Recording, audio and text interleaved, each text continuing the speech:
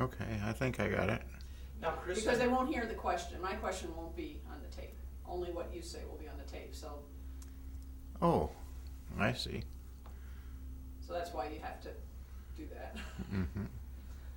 all right, first I want He to doesn't slate look like he doesn't like the this. tape because we don't know, maybe 150 years ago, or 150 years from now, let's hope, someone might pick this up and look at it. So today is February 3rd, 2007. Chris and Jeff and John doing an interview. All right. Now, Chris, your hands, if you do big gestures, will show up. So not that you don't have to do gestures, but just so you know. All right. All right. So John, the reason we wanted to do this today was so that we could, well, we want to do a lot of things, but one thing we want to do is capture what you know about the history of the congregation. And you started to tell us some stuff at that last meeting about some of that, and so I don't, maybe you could start at the beginning of what you know about the history of the church and work from there. I have that short history of the church, which I could just read. Oh, well, don't do that. But I don't think we want to duplicate the content, but more kind of what you remember. Like, for example, when we were at the meeting 2 weeks ago, we talked. You talked about the contributions of the congregation to the city. So you said, "Did you know that?" And you talked about all the streets that were named. if I had my thing in front of me, I could. It would remind me. Do you have it here? You could use Yep. it as cliff notes. Absolutely. Let me Go go. ahead. Oh, anyways.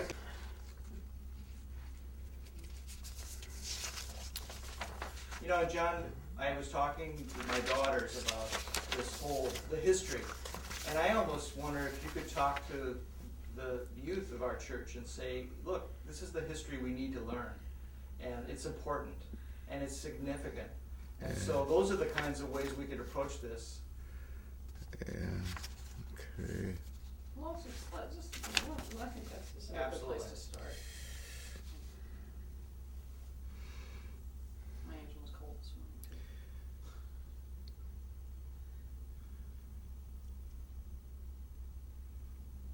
Oh, okay. So think back to if you think back to what you learned when you came here about the beginnings of this church on the other side of the river, and then how that how that changed over the course of not very long into what this congregation is. I suppose that would be a good place to start. Yeah. Because Universalism was in this city before this church was. Yes. So what year did that, do you know?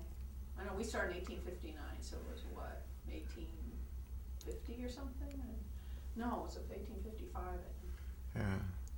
The earliest record I know about of Universalism in Minnesota was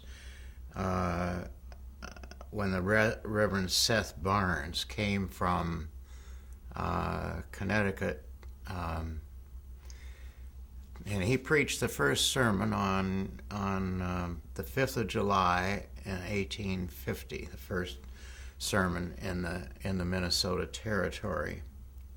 He said in his diary that Seth Barnes said in his diary that he came east, or he came out west because he realized what Eastern ministers ought to know but didn't seem to, that you get more result from plowing a new field than reworking an old one, and that he wished to play a role in what he called the malleable mind of the West, I quote, while its institutions were still in their formative stages. So he wanted to do something creative, and a lot of people in New England stayed in New England. The conservatives stayed in New England and became what Yankees call select men, in charge of seeing that nothing ever changes, while the progressive people went west amazingly, over 90% of the North American continent was settled in a single century between 1800 and 1900. And he preached the first sermon on universalism on the 5th of July in 1850. That was before Minneapolis even existed, and while Minnesota was still a territory. The original building, which is now Our Lady of Lourdes, stands overlooking Minnehaha Falls, and there's a great stone marker out there.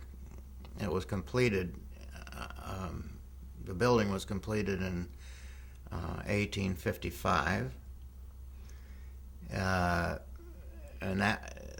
that was still before Minneapolis existed. And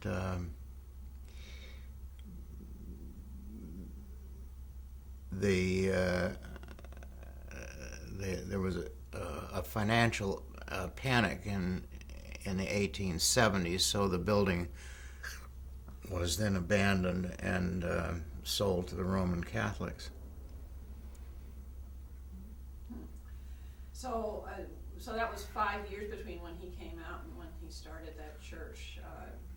Were they meeting in houses during that time? Yes, yeah, they met in his home.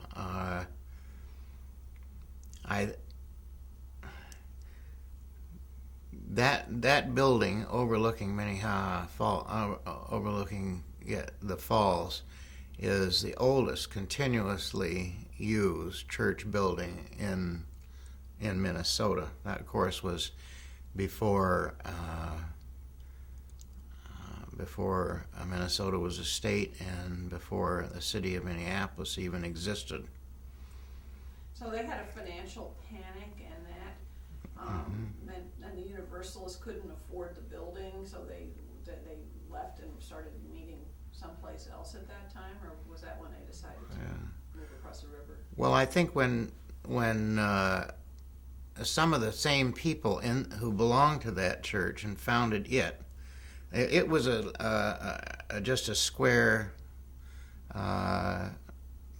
New England meeting house made out of Mississippi River limestone. And then when they were not allowed to cross the river because it was still Indian territory. When they were allowed, some of those same people went across and founded our church, our present church, in 1859. Those people who crossed the river and founded the city of Minneapolis were all members of that congregation. The president of the congregation, Dorlis Morrison, was Minneapolis's first mayor, and George Chowan was the first Hennepin County Registrar of Deeds. Chowan, Aldrich, Lowry, Loring, Morrison, Eastman, Crosby, Pillsbury, Washburn, all of those people who founded the basic institutions of Minneapolis that make Minneapolis the progressive city that it is today, still formed the character of the city. The General Mills and Pillsbury companies. John Pillsbury was the leading force behind the founding of the University of Minnesota. He backed it with his personal fortune. And Colonel Aldrich founded the Minneapolis, what is today the Minneapolis Star and Tribune, and of course the Washburns founded the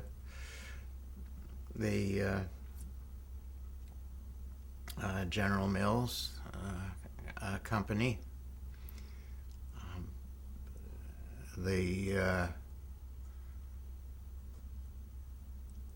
Interestingly enough, the name of that, when they crossed the river and founded our church, they called it the First Universalist Society. They were suspicious of authority in all its forms, and so they didn't even call it a church, nor was there any minister involved. It was entirely founded by lay people. I think it's emblematic that our church, that is kind of astride the continent in the very middle of that century, was founded in the same year that Darwin wrote his Origin of Species. So there was no minister, no hierarchy behind it. There were a number of notable events that occurred in the history of the church. My predecessor, Carl Olson, was the first chair of the Urban Redevelopment Commission, the first chair of the first Urban Redevelopment Commission. But there are a number of events in back of that. In the 1860s, Ralph Waldo Emerson gave his famous lecture on immortality in the Universalist Church. He had made his living by speaking on the Chautauqua circuit in the days before TV. He got fees for giving lectures around the country, and he went to St. Paul for a fee of a couple of $100. He spoke to the Young Men's Lyceum of St. Paul, and then he was interested in the remnants of the Native Americans who were housed in Owatonna. So he went over to Owatonna to visit. These were mostly women and children in this dying culture. He was interested in them. He visited with them. Then he came up in the month of January on a double sledge with a double team of horses, and lectured to the Young Men's Lyceum in St. Paul. Then, when he did that for a couple of $100, he crossed the river, had dinner with William Drew Washburn, the founder of our church, and spoke for free in the Universalist Church. And there were so many people in attendance that, although the church seated 1,000 people, the reporter couldn't get in. That was a kind of a interesting event. Then in 1885, the National Women's Suffrage Association held its national convention in the First Universalist Church. And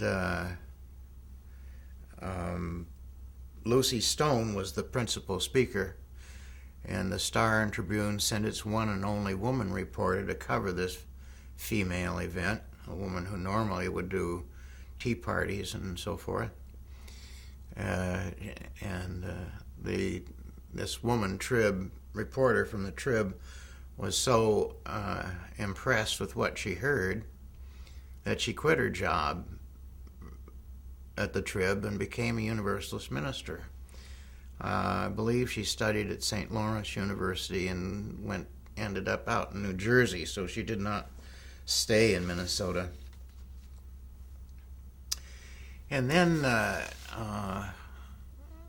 when I first came to Minneapolis, the denomination asked me to come out here.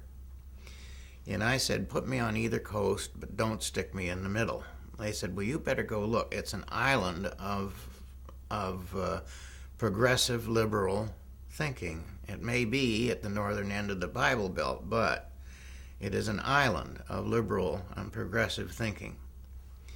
And that is because its roots are not Scandinavian, but Yankee. New England free thinkers. Our schools and parks are all named for religious, political, and social liberals who either were Unitarian or Universalist or free thinkers that our people admired. Even today, there is the Harriet, there's the Clara Barton School, the Susan B. Anthony School, the Ralph Waldo Emerson School, the Louis Agassiz School, there's the Jefferson School, there's the Washburn School.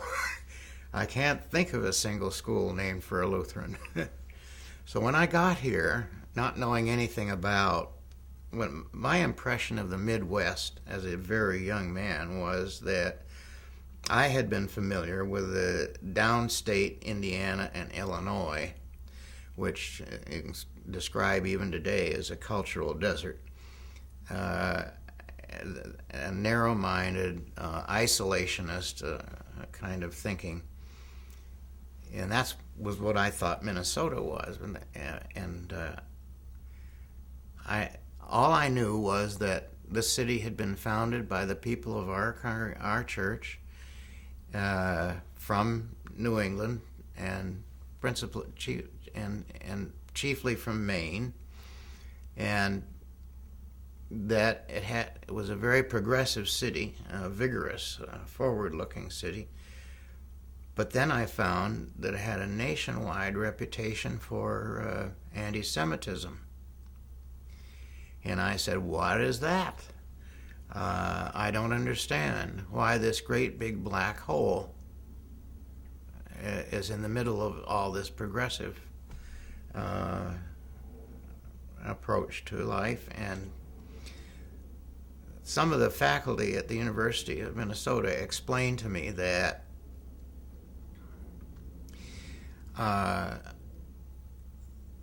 the reason was that the Scandinavian immigration from the late 1870s through up to about 1910, or before World War I, were escapees from poverty in Norway. They were not an educated group of people.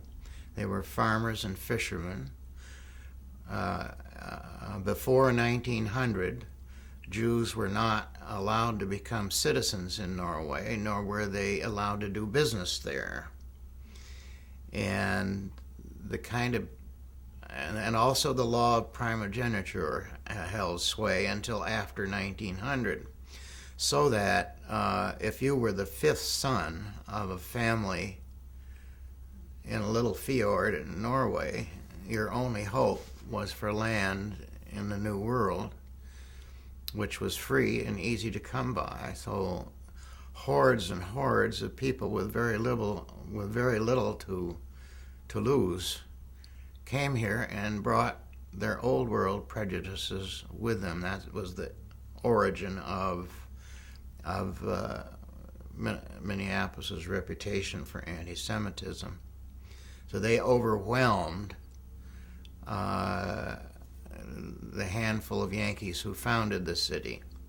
But this is really, St. Cloud's first name was Maine Prairie, M-A-I-N-E, Prairie, until a Frenchman came along a good many years later down from Canada and thought St. Cloud sounded prettier. It probably did. Anyway, when in 1876, when Minneapolis was widely regarded as the anti-Semitic capital of the U.S., when the first 10 Jews got together to form a synagogue, they met in the Universalist Church. They knew who their friends were. And today, of course, that was the beginning of Temple Israel, which is today the largest Reform synagogue in the world. There are others, but not of that size. The last time I checked with Temple Israel, it had 3,500 families. It's a large operation, and there's always been a close relationship between the two churches, between the two congregations. When at times we have been without a minister, the rabbi has always been willing to fill in for our people. Before I came, when my predecessor, Dr. Olson, was ill, Rabbi Max Shapiro preached regularly for our congregation, and one of the elderly members of the church who didn't quite understand what was going on thought it would be great to hire him for our new minister. So that was interesting. In 1897, the Universalists founded Unity Settlement House, which was one of the first settlement houses in America. The minister of the church, Dr. Shutter, went over to Toynbee Hall outside of London and saw how the settlement house movement worked. The settlement houses began because some students at Oxford, England, who were very privileged kids, inquired about an Episcopal rector who was running this house in the neighborhood, and they asked him.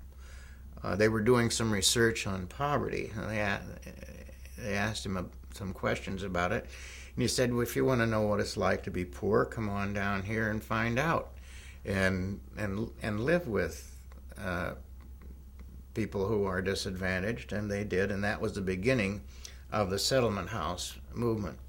Jane Addams gets credit for founding the first settlement house in America in Chicago, but Unity Settlement House was close behind. It was founded in 1897. It was also the first private charitable agency in the city of Minneapolis. Another notable event, I think, was that Emil Oberhofer founded the Minnesota Symphony Orchestra in the Universalist Church in 1903. He did it by simply gathering a few musicians around town, and he was aided by the fact that the then stone French Gothic church housed the largest organ in the Midwest. It was made by the Este family in Boston, a Universalist family. Este organs are still famous organs.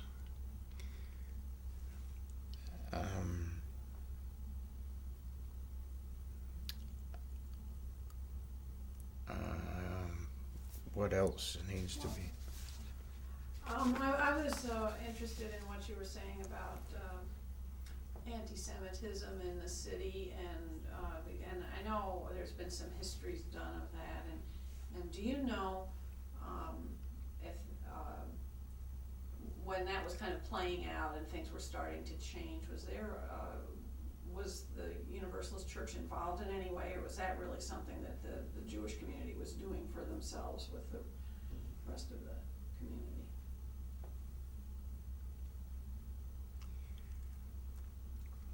Well, I can only speak from my own experiences. When I came here, I settled in Edina because I was told that the schools were very, very good. what I discovered from experience was that that I didn't fit very well in Edina. At that time, and we're talking about 40 years ago and more, Edina then consisted of people who were the first generation to have gone to college. And they were newly well off, nouveau riche. You'd find, this is an exaggeration, but 2 Cadillacs in every driveway and not a single book in the living room. And I just, if I had to do over again, in those days, Washburn High School was, it's to this day, Washburn High School has more merit scholars than Edina High School by far, and always has. But anyway, my neighbors on one side were Jensen, on the other side Johnson, Swenson, Swanson. You know, in those days, if your name wasn't Jensen, Johnson, Swenson, or Swanson, you hadn't a hope of running for public office. And you could have fit the Republican or the Democratic Party into a telephone booth in those days. I don't know how it is today, but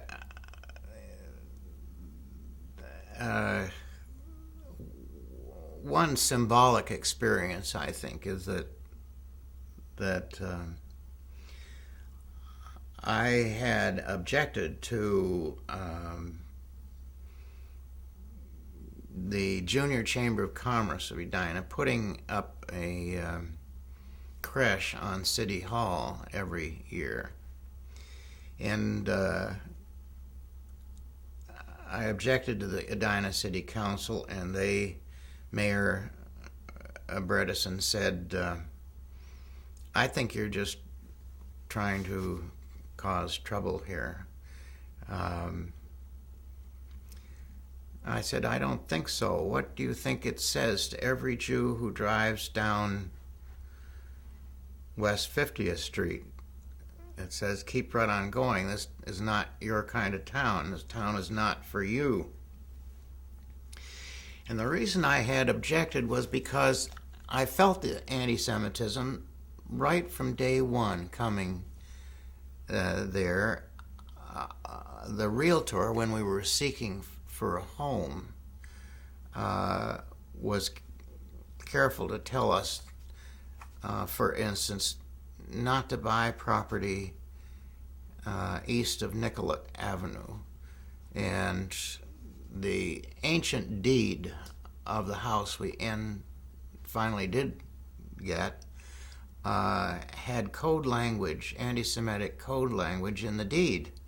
It said, this property can never be sold to anyone who has an ancestry of slavery, which meant no blacks, no Jews. And that really rubbed me the wrong way. So anyway, when it came to the creche, Mayor Bredesen, who had been in office quite a while, said, you're just trying to cause trouble. And then I said, well, I'll tell you how. He said, I don't think even the Jews feel the way you do. And I said, well, I'll bring a Jew to the next council meeting, and he'll tell you what they think of it. And so I got old Sam Shiner, who was a friend of mine, who was head of B'nai B'rith for Minnesota and the Dakotas, to come to the next council meeting, which he did. And Sam said, look, if you want to put a creche up on your church, I'll come over and help you put it up, but don't put it on public property. Well, that got the message across quite well. So anyway, I think anti-Semitism is not dead. The old Jewish hospital was, what was the name of it?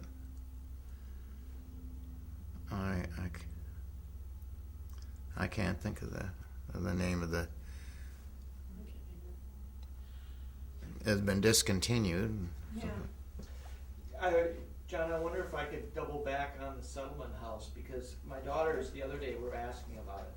Oh. And, it was what is so significant is that our congregation way back when made an incredible commitment, and in many ways people knew the church through the settlement house more than they did necessarily the church. Mm-hmm. And I'm just wondering if you could comment on the significance of that, and that legacy and that history is really important to learn about.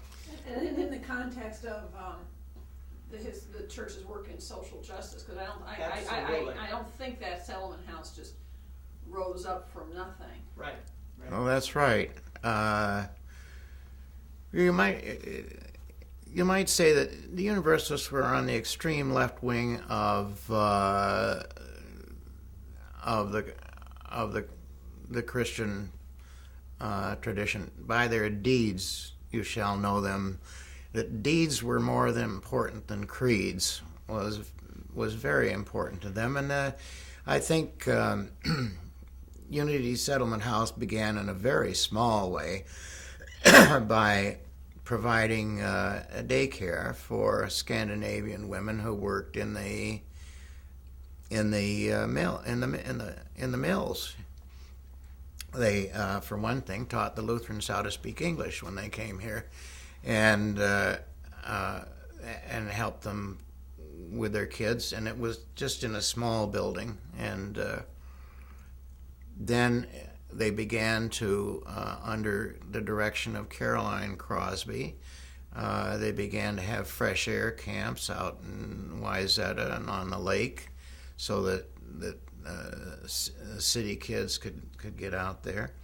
And Unity Settlement House gradually expanded. It was a grand brick building by the time World War I came around. They made bandages, they had prenatal care, they had it was the idea of settlement houses was that any kid in the neighborhood could always drop in there, and if his parents weren't home or if he had an alcoholic father or anything like that, it was always a safe and comfortable place to come to. And it eventually became a place where children lived, and it had basketball courts, a gymnasium. It had even a swimming pool, and on the top floor it had a residence for students at the University of Minnesota who were studying to become social workers. The assistant minister of the Universalist Church lived on the top floor because it was inexpensive and could get some hands-on experience in social work through the settlement house. One of the assistant ministers back in the early 1920s was Ellsworth Riemann, who was a lifelong friend of mine. He's deceased now. He retired in Vermont. But when he was a very young man, he lived on the top floor of Unity Settlement House and assisted Dr. Shutter. And across the hall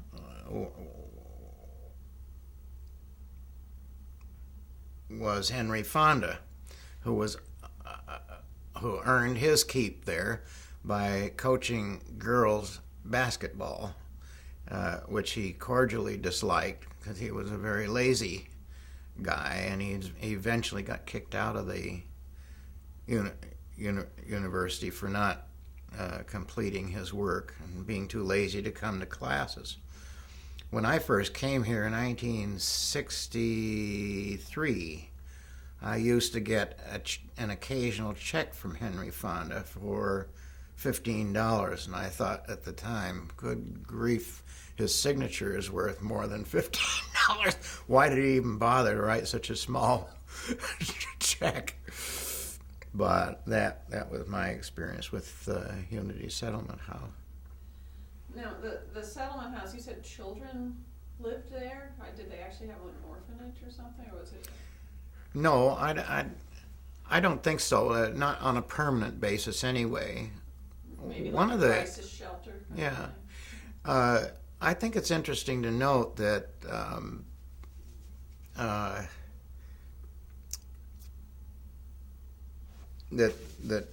oh dear, what is the matter? As far as I don't know what is the matter with my head. William Drew Washburn founded a very large and effective orphanage with a donation of $400,000. This was before income taxes existed. At approximately 50th and Nicollet Street, he gave this $400,000 for the establishment of an orphanage, and the administrator's house still stands on the corner there. It's up on a bluff overlooking the intersection of Nicollet and West 50th Street, essentially right across from Washburn High School. That's all that remains of it, except that the modern result today is the Washburn Clinic, which is the equivalent of the Wilder Clinic in St. Paul, that deals with children. Now, the settlement house was, they were, we think of, you've set this context of the settlement house in England, and it really was a place where they said, oh, okay, university students, you come and settle. You come into this house and live here and see what the poverty is like, and then we'll bring culture to the city. And it was actually, that term settlement was about the university students coming. I believe like the university having a little settlement in the poor part of town. But I think over time, people started to think about it as well. You're helping immigrants settle in the community, and I. When I was reading about the settlement house, it seemed like there were a lot of things going on that later became part of the fabric of government, and you probably, the things that weren't provided by, like things like, well, kindergarten, library, parole officer, they had a playground before they were part of the public playground movement, for example. Yeah. And they had vocational training like woodworking and sewing. That wouldn't before there were really, I think before there were many programs to do that sort of thing in the school system. So I don't know if you have a sense of all those firsts that came out of the settlement house or what they were providing, because it seemed like a lot of it eventually was seen as so valuable that it was moved into the public sector. Yes, that is exactly right. A lot of the things that were very innovative there became standard public practice in public schools. They did. Some of the things that you have mentioned. Yeah, but could you talk about them? No, I couldn't. Well, the thing that I'm struck by is this just didn't just materialize out of thin air. It was a real commitment to social justice. And I want to comment about that part. Okay, the original charter of Unity Settlement House stated that it was being established for purposes of social service and social change. One of the interesting things about good works, if you want to put it that way, is that you can put a bandage on a wound, or you can create conditions so that wounds don't occur in the first place. Now that's social change. It's one thing to have a soup kitchen, and quite another to make conditions in society such that soup kitchens are not necessary. And my personal philosophy has been that we are a numerically small religious movement, and that if we want to get the most bang for the buck, have the most impact, that we should not, while immediate aid is needed, of course, you get 10 times the result if you invest in social change rather than social service. Mass movements like, say, the Roman Catholic Church can do all kinds of social services all over the world, and that's what a mass movement can do. When you have a small movement like ours, you need to target. You need to use rifle shots rather than buckshot, and make to use your influence, your resources, to make those changes unnecessary. When Unity Settlement House was destroyed in 1966, for instance, by having a freeway driven through what used to be a neighborhood, in the interest of so-called progress, the Universalist Church was then faced with what to do with the assets remaining. And what they did was to buy an old synagogue and give it to the north side. It became a kind of all-services building called Northside Settlement Services Incorporated. There were all kinds of social programs that went on there. The other half of the resources, so about $175,000 in value, was made into what was called the Universalist Foundation. And one of the interesting things we did, speaking of social change now, was to deliberately fund projects in the community that no one in his right mind, no established agency in its right mind would fund. And for instance, if we did this knowing that 9 out of every 10 projects that we funded would fail. We knew that. But the 10th one would pay off, and an example of that is that today, Chrysalis, for instance, is a large and going and effective concern. But in the days when nobody would listen, the first $500 for Chrysalis came from the Universalist Foundation in the Universalist Church. Well, we'll never get any credit for that, but that's what I call effective social change. What these groups could do was take $500 and say, and go to a foundation and say, this $500 or this $1,000 is an indication that our community wants this. Now, would you give us 10,000? And so they would multiply in that way, and that was very, very effective approach at social change.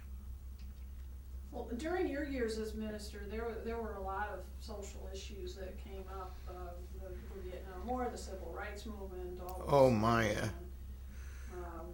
Well, I hardly got my toes in town when the principal of Washburn High School, which is only a few blocks from the 50th Street Church, the politics club was denied the right to, by the principal, the principal denied the politics club of Washburn High School the right to hear Dr. Mulford Sibley speak on communism.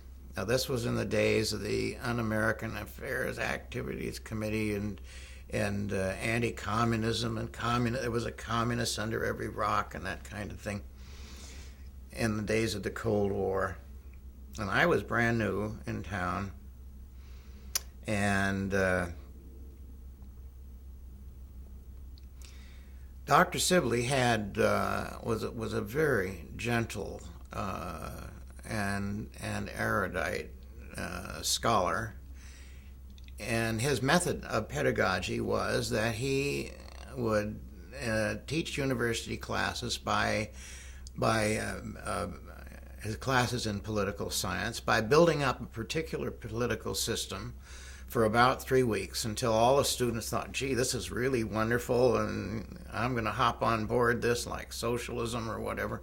Then he'd spend the next 3 weeks tearing it down, and in that way, just like Socrates, by asking questions, he made his students think for themselves. And so I decided to invite, and I did invite all the children from Washburn High School to hoof it over to the church after school at 3 o'clock and hear Dr. Sibley speak on communism. And to the critics, I said, you know, if the kids don't know what communism is, how do you expect them to fight it? And then I invited their parents to come and understand, see for themselves that children can handle public affairs and issues if they're given half a chance. And of course, this was in September, and I had only arrived in August, and my own board of trustees didn't even, I mean, they were used to Dr. Olson, a prominent, elderly, portly, dignified minister, and here I was a kind of confrontive, in-your-face kid in my early 30s. I remember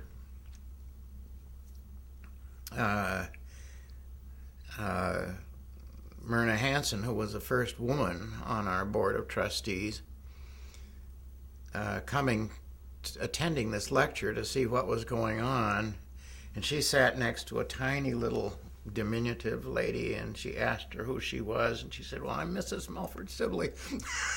So she guessed we weren't going to be invaded anytime soon. So that worked out quite well. I had to introduce an element of democracy even to our own congregation, I'm afraid. We had people who had been on our governing board and men only, by the way. We had people on our governing board who had served almost a lifetime. Lynn Elling, for instance, had been on for 15 years. And his father had served before him. When he came on, he was replacing his father. And I sat Lynn down and explained to him that in a democracy, people take turns leading. And he was very gracious about it, I must say. And of course, he's one of the oldest members of our congregation to this very day. He grew up in the downtown church. Speaking of that downtown church, it's quite interesting. The really great, loved and loving minister, much beloved minister that we had for about 25 years, Dr. Tuttle, James Harvey Tuttle, minister from 1866 to 1891, took in the children downtown and on Sunday evenings, and they had parties and dances and so forth. And Dr. Tuttle was attacked from the pulpit of the Baptist church for corrupting the youth on the Sabbath. They danced in the church on the Sabbath and so forth. And he said, well, very gently, well, I can't help it if the Baptists have never heard of Beethoven and Mozart. But of course, nowadays, every single congregation in the city has its Sunday night youth group. That's normal. But in those days, it was profaning the Sabbath. So, Dr. Tuttle was also effective in another way. He was a very highly cultured man who had traveled the world over. And in the days before air flight and even automobile travel, Tuttle had lecture after lecture and article after article in the Minneapolis papers. You can find them even today, opening doors, telling people about the great civilizations of Greece and Rome, lecturing on art and music. He was a very generous-hearted and liberal man. So he was really quite wonderful. He took on Dr. Shutter as assistant. The two had become great friends.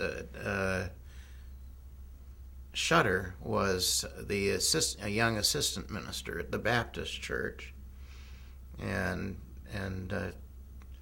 his wife died very, very young, and he turned to Dr. Tuttle for help, and the two men became intimate, and then Tuttle hired Shutter to be his assistant. Dr. Shutter explained to his congregation that he had had a change of views about religion and theology, and resigned and became the assistant minister at the Universalist Church, and then the successor to Dr. Tuttle. Shutter stayed 54 years, and all told. When he had been here 50 years, they gave him a great testimonial down in the old Morrison Hotel and said a lot of nice things about him. And then he was a man had real touches of greatness, but he also had a large ego. And when they said a lot of nice things about him, he stood up and said, well, if you feel that way about me, I guess I'll stay. And so he stayed 54 years. And one of the things my father had to do when he became head of the Universalist Church of America was to travel to Minneapolis and tell Dr. Shutter that he had to retire. He was preaching from a chair. The church secretary, Marion Griffith, would stand at the door and greet people because he was not strong enough to stand anymore. And this was all in a sanctuary that would seat 1,000 people. It was amazing to me that the congregation had spread out. Times had changed, and this old man was speaking to a handful of elderly folk down in the front pews. So my father then sent my predecessor, Dr. Olson, to save this once great church from dying altogether. Shutter,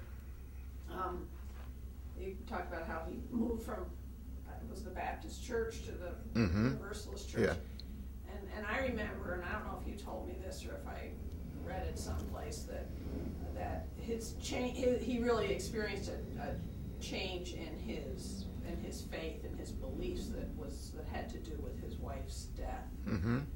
Is that, it wasn't just that he got to know this guy, it was an That's right. experience. It was through Tuttle's ministry to this man that he came to accept his wife's death and to build a new life, which he did. He eventually married a very wealthy woman, in fact, and Mrs. Shutter was as devoted to the church as he was.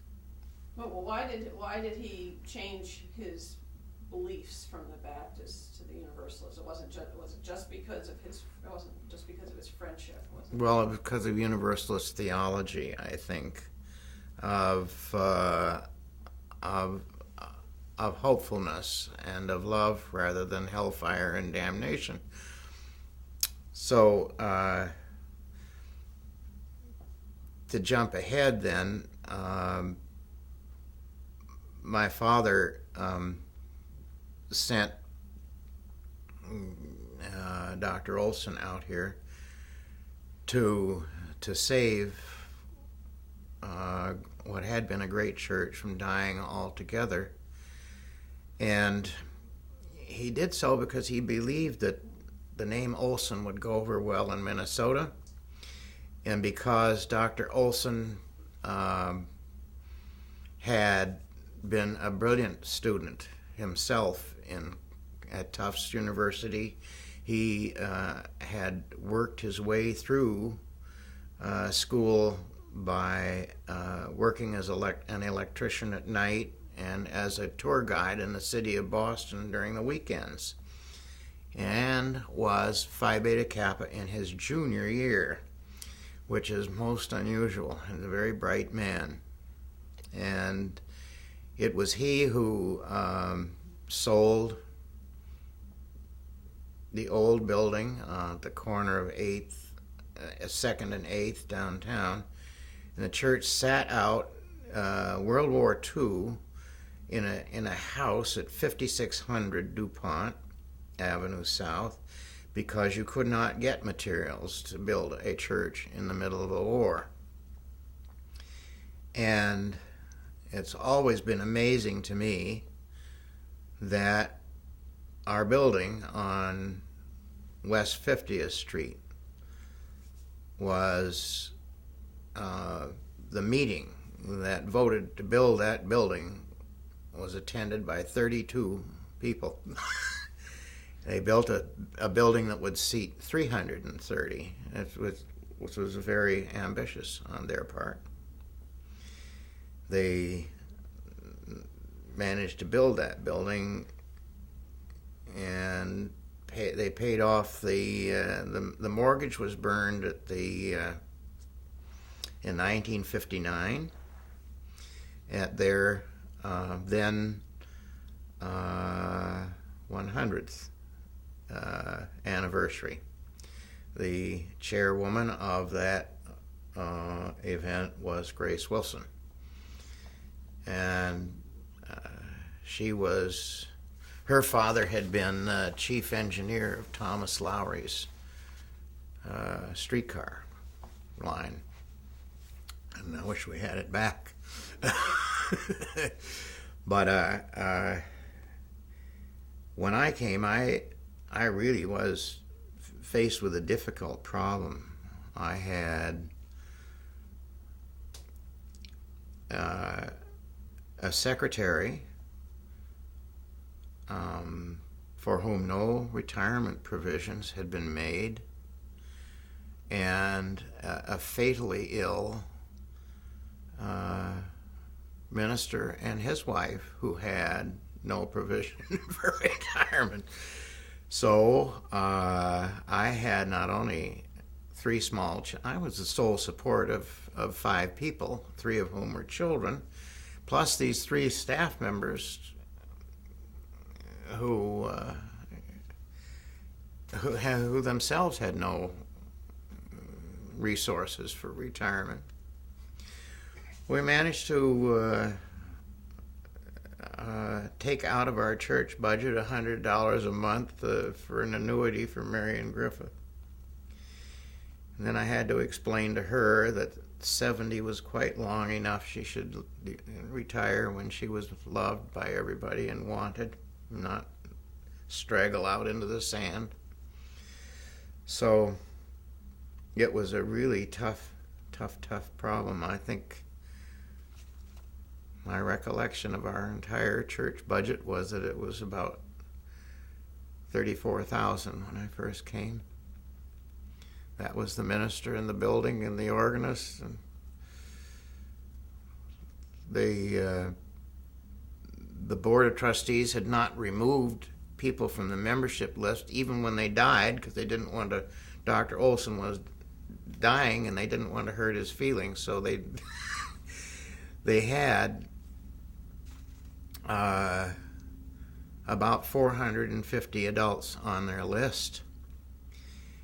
And then we removed 70 more when I arrived and cleaned house, so that we were down to about, I don't know, 390, as I can remember.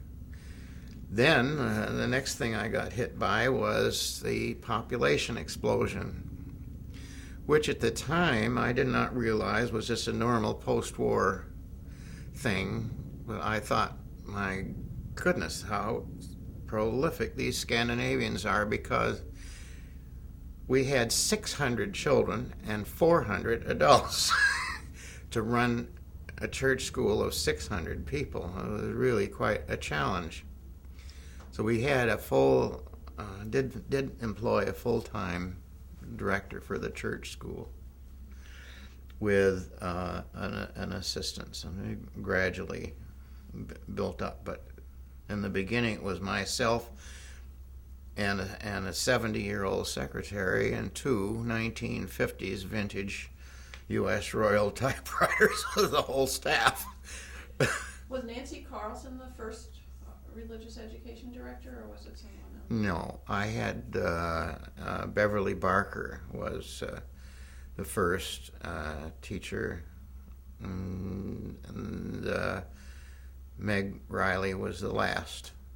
So, but Nancy Carlson stayed for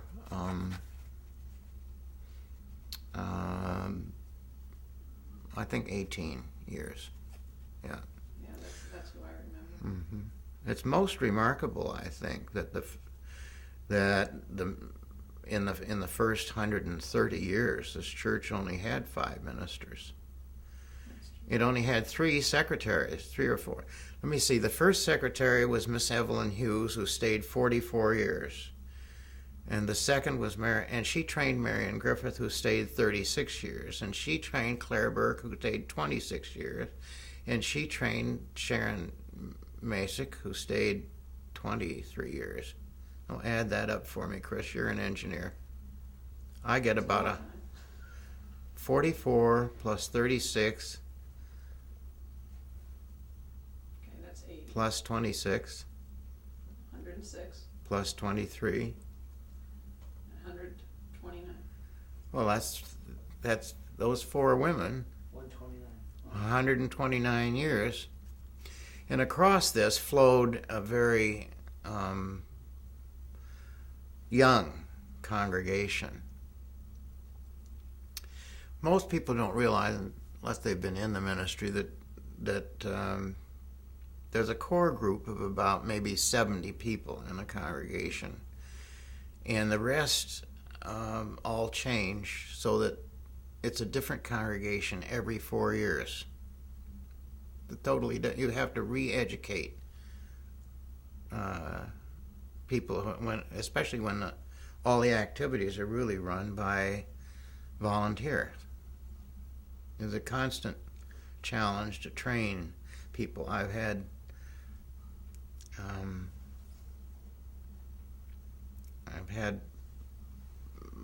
board chairs who were wonderful people, but did not understand how to run a meeting, and that kind of thing.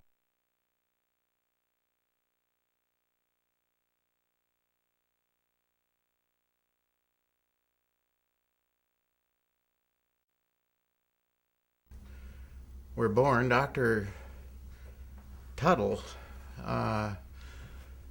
started a new congregation after he retired. It was called Tuttle Church, and it was at 26th and Blaisdell.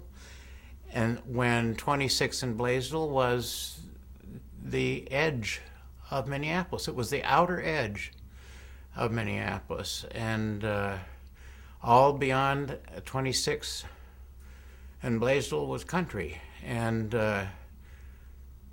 that was also the time when our congregation founded Lakewood Cemetery, and there was a great fuss about it because people said it was too far away from Minneapolis, that it took a whole day to go out there in a horse and buggy and get back to home again, back to downtown. The glossy advertisement for Lakewood Cemetery today has a whole page quoted from Dr. Tuttle at the dedication of that. It's a multicolor, glossy magazine, or kind of folder, a thick folder, threefold or fourfold, and it quotes a whole page from his dedication. He said, "This will make us into a garden city." He was talking about the not only Lakewood Cemetery, but the park system. Colonel William S. King was the giver of that. Also a member of the congregation. One of his descendants, old Mr. King, was still tending church when I came here. Sat very quietly in the back pew.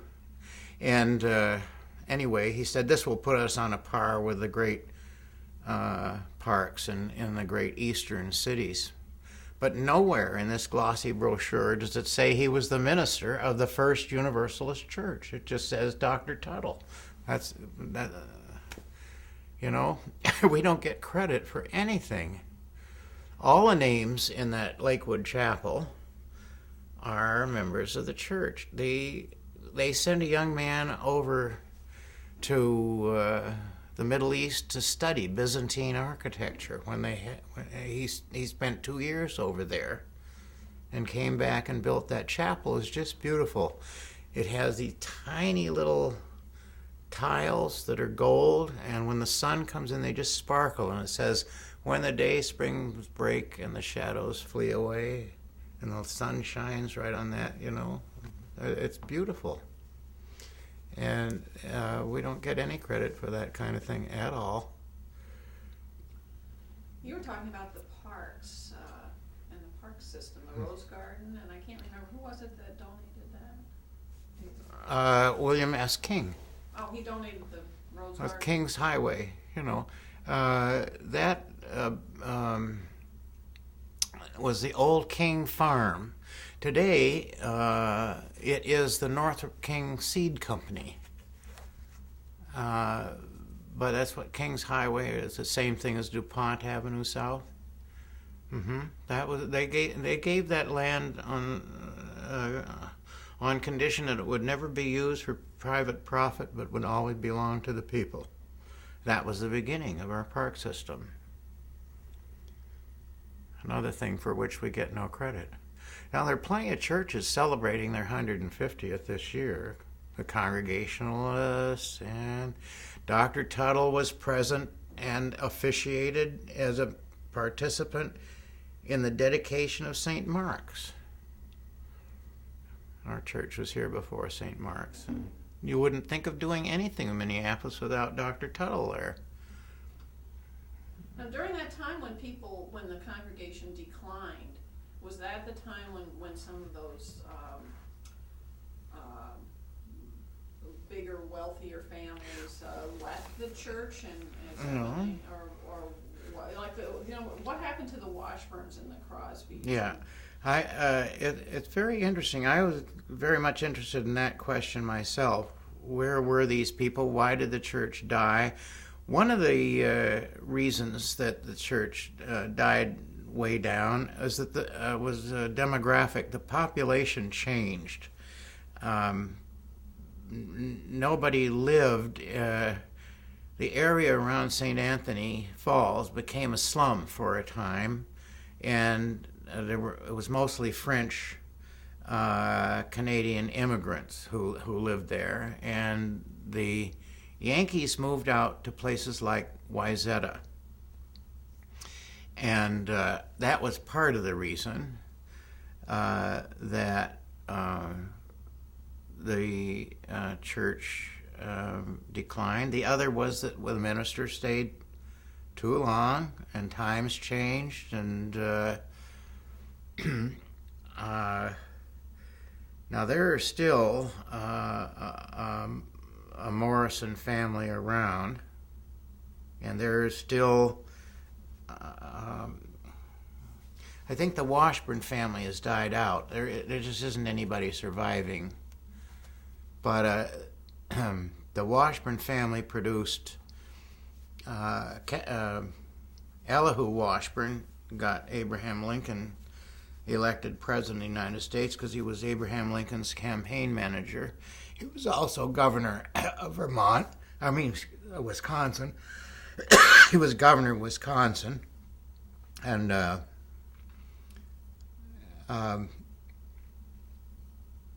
William Drew Washburn was named for William Drew, a Universalist minister back in Maine that his mother admired. He was a state senator for a long time. And so they've had congressmen and senators. One of the brothers went abroad and had a shipping business. He funded family projects. And one was sent to Brazil as ambassador of Brazil.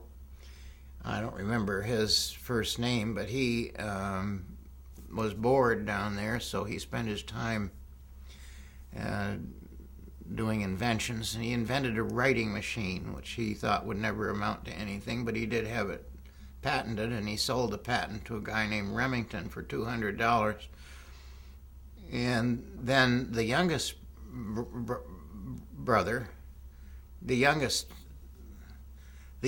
son of William Drew Washburn was Cadwallader Washburn, odd name.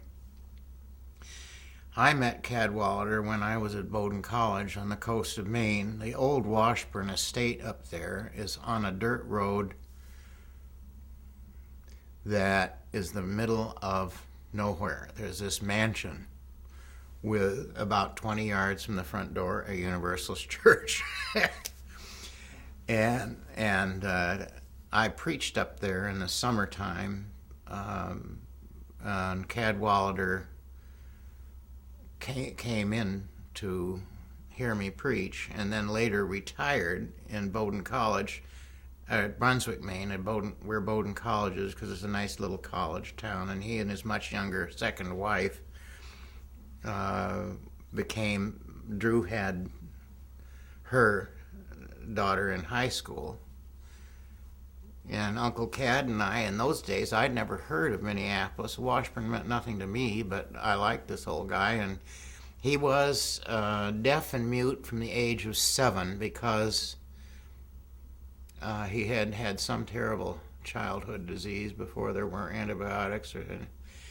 And we communicated with little notepads. We wrote. He did a little bit. I didn't understand any sign language, but you can do a lot just by pointing and things like that. And when he was almost 100, he wrote me a letter and said that he'd run out of money. And his way of explaining it was, he said, when you plan to retire for 25 years, he grew up before Social Security existed. He had no Social Security. He said, you plan to live 25 years beyond retirement. But he said, when you live 40 years beyond, you run out of money. And I'm out of money. And so I had John Rogers was the dean of faculty at the Minneapolis School of Art. And I was the chaplain. So I asked John to set up a sherry. We had sherry on Saturday morning with Uncle Cad's etchings. His second wife sent all this stuff out, well insured, and we sold $15,000 worth of Uncle Cad's etchings. He has some stuff hanging in the Louvre, and there's a museum in Washington that's named for him. He was the world's greatest living etcher, which is odd, but anyway, some of the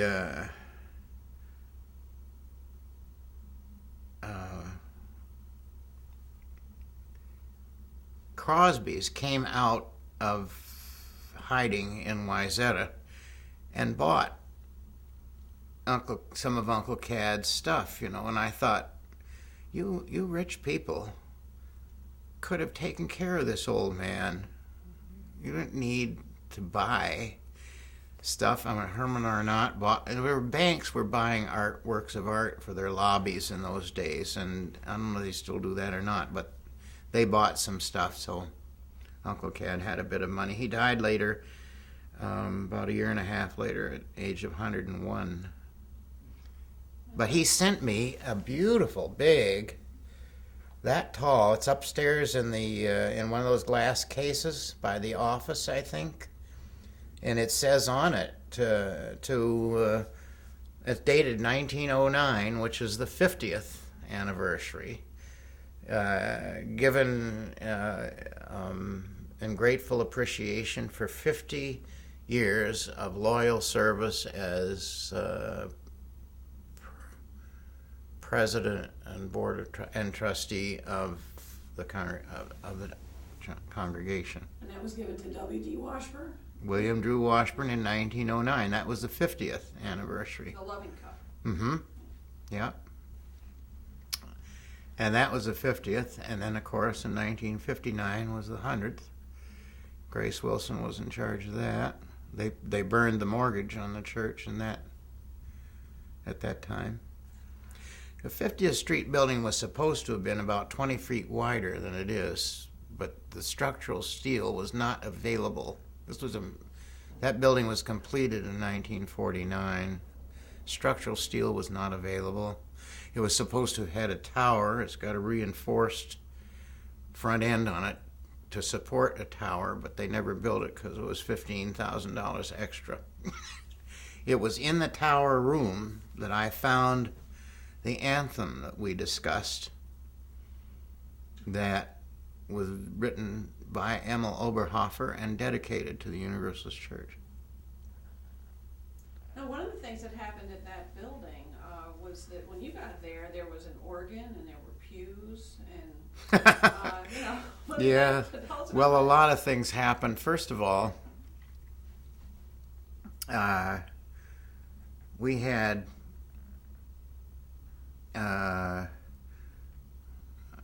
well, first of all, I was stunned right off the bat that a church that had once had the greatest organ in the upper Midwest, an Este organ, imported especially from Boston, had gone down to having a Wurlitzer funeral parlor organ that was just, anybody with an ear for music would have been embarrassed by the quality of it. And the organist was Grace Ernst from Anoka, who was an alcoholic, and she always kept a glass of water on her. It looked like water. It was vodka. Anyway,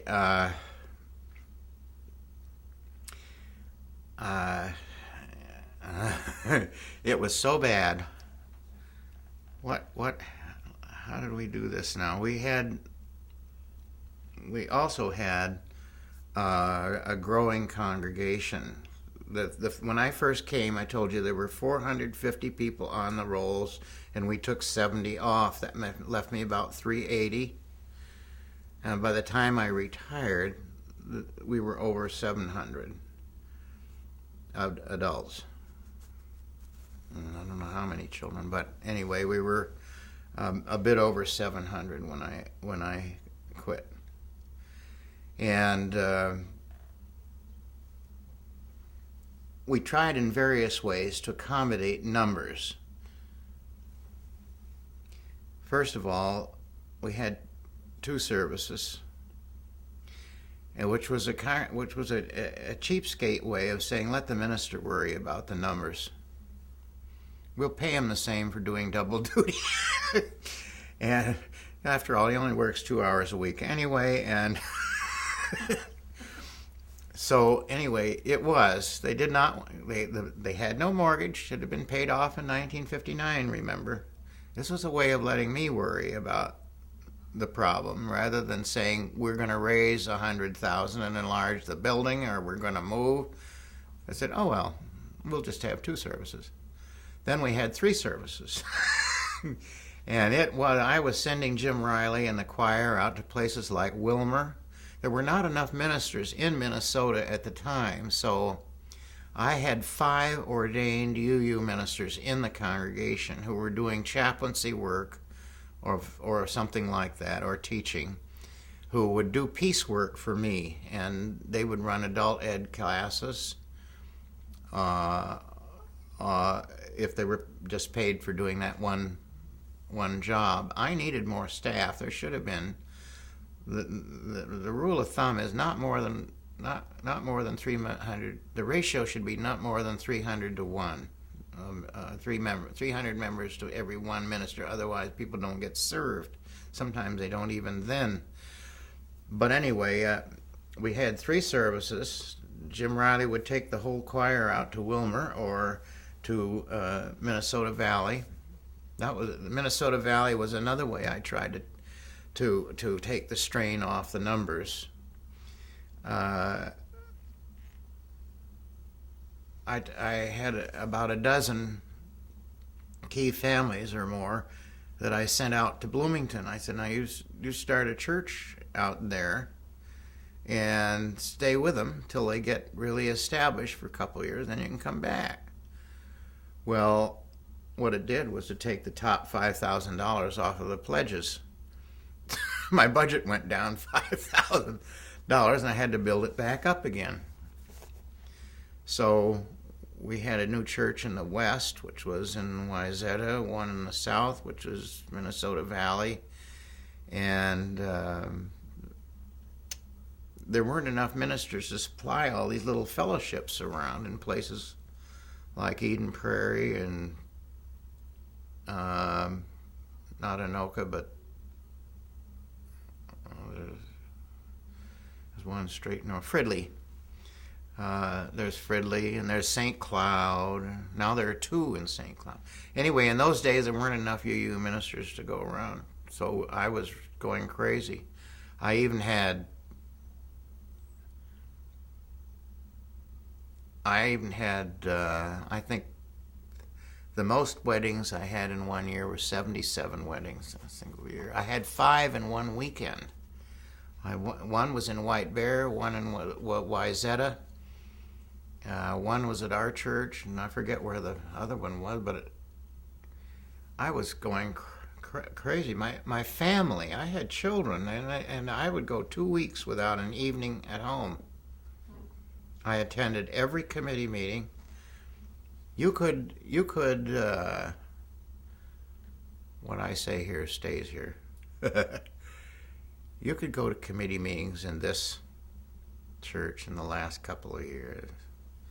You could come to this church at any hour of the day. There wouldn't be a minister in sight anywhere.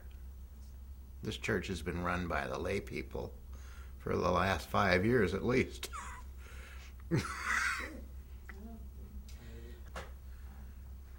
Yeah. Claire Burke is old. Nancy has quit. I'm going to quit. You're going to have no institutional memory.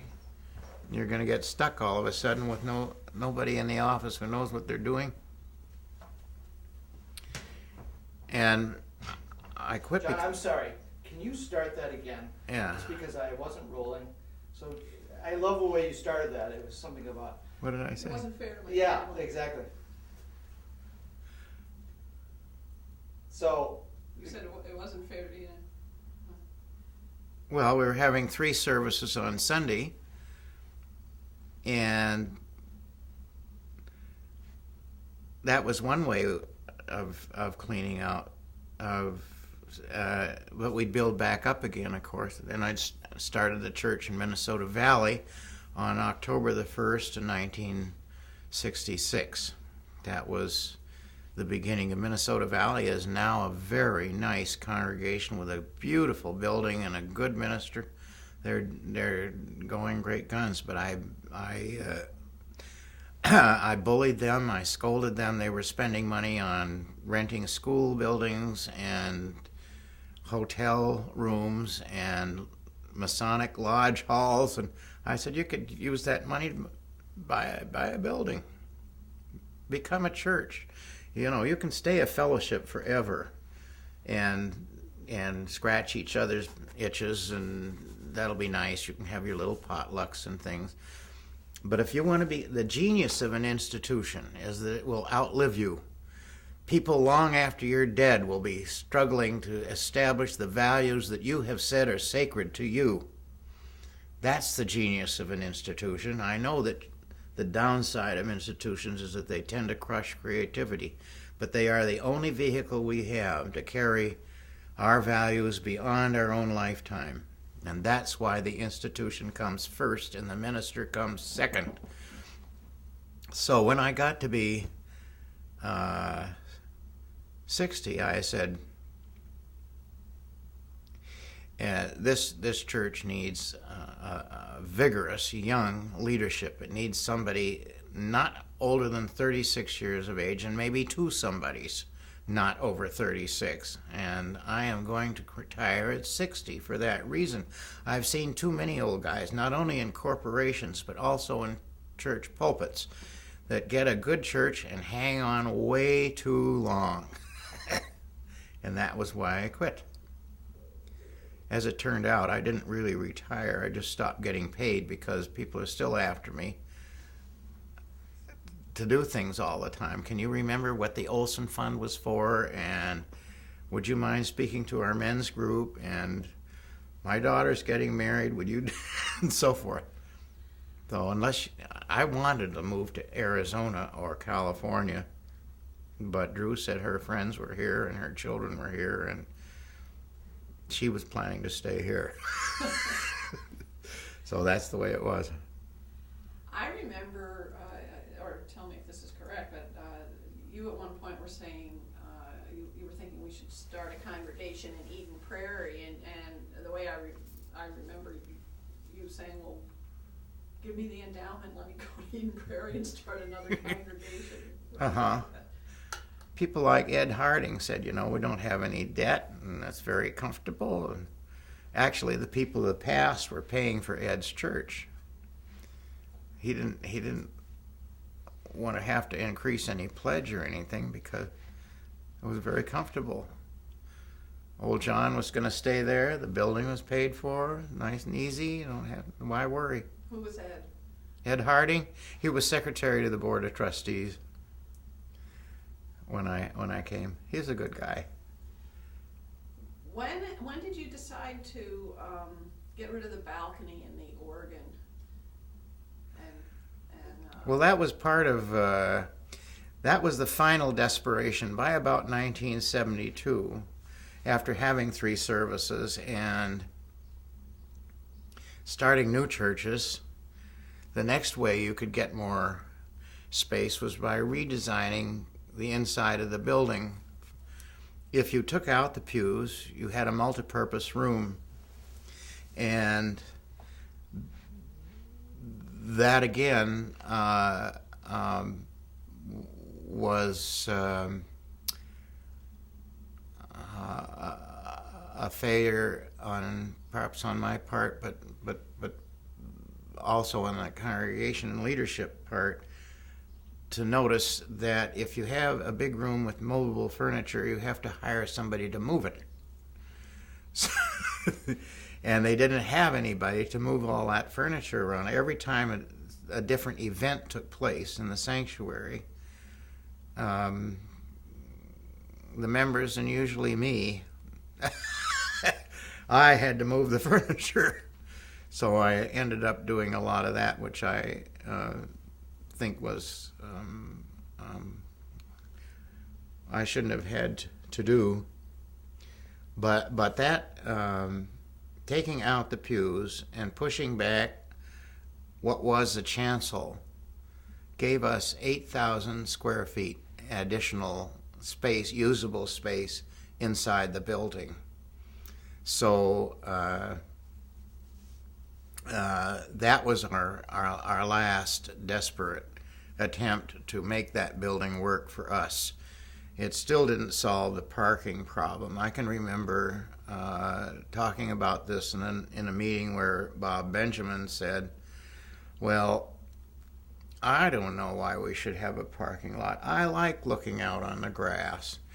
And I said, Dr. Benjamin, you have a private place at the hospital for your car and for all your employees, and the patients have to walk a half a block way out back of Methodist Hospital to get any service.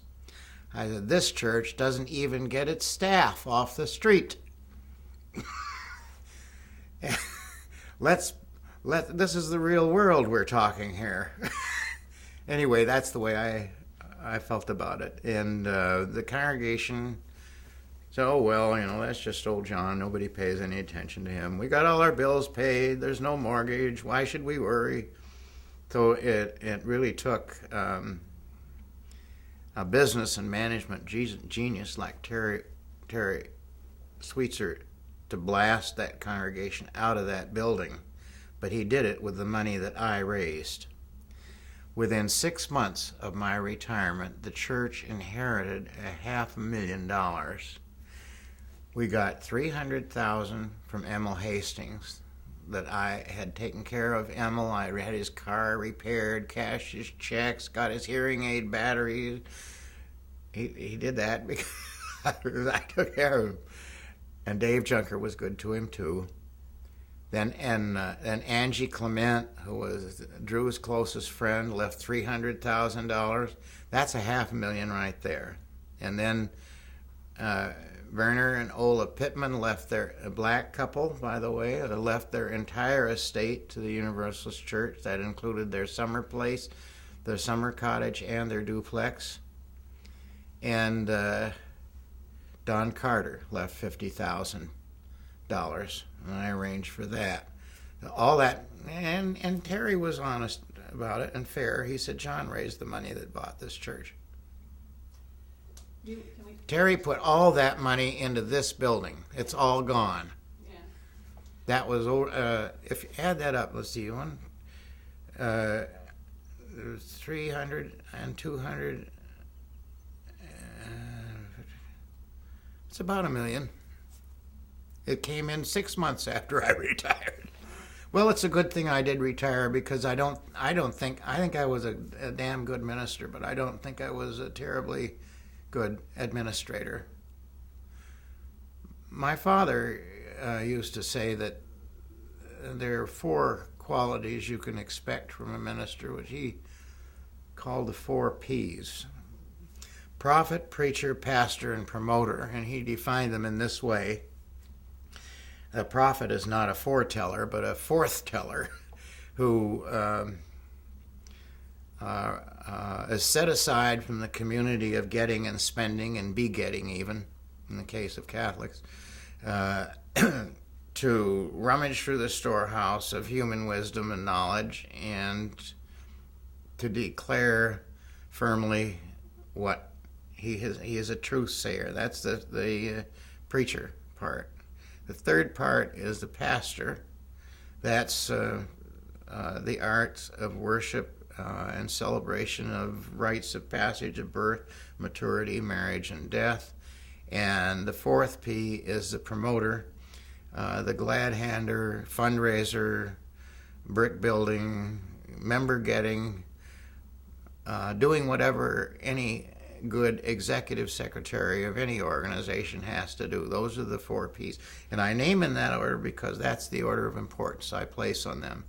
The prophetic role the guardian of what universalism has always stood for here. That's number one. And then preaching, you've got to be able to dramatize what you have, the conclusions you have come to. And anyway, that's the order of priority that I put them in. I just wanted to ask you one because you mentioned Ola and Werner. Yeah. Now, Werner was Ola's son. Yes. And then he had a partner. Yeah. Robert. Was gay. Yeah. And they who came to the church, and I don't know if they were the first gay couple in the church, but not by a darn sight. Not by a long shot. No, maybe not. But they were probably the first black gay couple in the church. And but I remember Ola talking about Werner, and she was I'm trying to remember what she said, but she was very funny talking about having Werner as a single parent. Oh yeah, well, you see, she was Rita Hayworth's personal maid for a long time, and if you'd been to her house, you remember her house? She used colors that Caucasians did not use. She wouldn't mind painting walls black and having having a bright orange couch or that kind of thing, and you sort of noticed her when she came to church because she had big, beautiful hats, and she let it all hang out. It was kind of nice. And I remember going to a potluck one time when a bunch of young mothers were talking about their kids that were all well under the age of 4 or 5. I do this, well, do you do that, and so forth. And somebody noticed, in the group of mothers, that Ola was not participating. So somebody turned and said, Ola, do you have any children? Do you have children? I want to include her in the congregation, in the conversation. Said, yes, I had one, and I didn't want him. That was Ola. I buried Robert, and when Werner died, Terry was the minister, but I attended Lakewood Chapel. I went quietly by myself because I had liked him so much. I had been to his retirement party from the post office. And I got there very early, and there were a bunch of black African-American men who were going to be pallbearers there who had been friends of his. They did not know who I was. They didn't know anything about our church at all. I didn't say anything to anybody. I just sat quietly in the corner, and I heard them talking.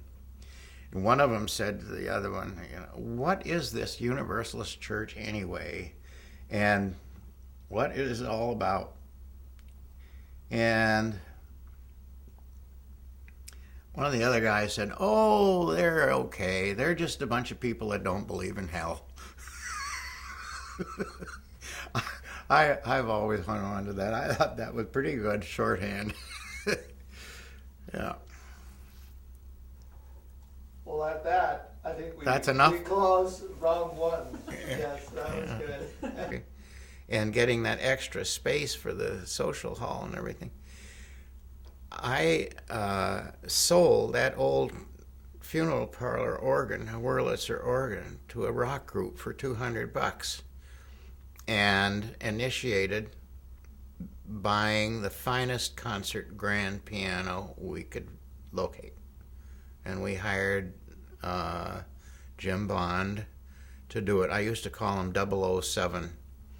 He was married to a Mexican gal, and he taught music at the university. He majored in English and in music and Spanish, of all things, and he married a Spanish gal. He's now head of the music department at the University of Kentucky in Louisville. But he picked this piano out for us, and you thought that I had set off an atomic bomb. The Board of Trustees fussed and fussed about that. There's another thing that I don't really want to say much about, but over the course of my ministry, the constituency of the church changed. The original board of trustees were all bankers and businessmen, insurance, banking. There was Herman Arnott, Charlie McGarrah with First Bank,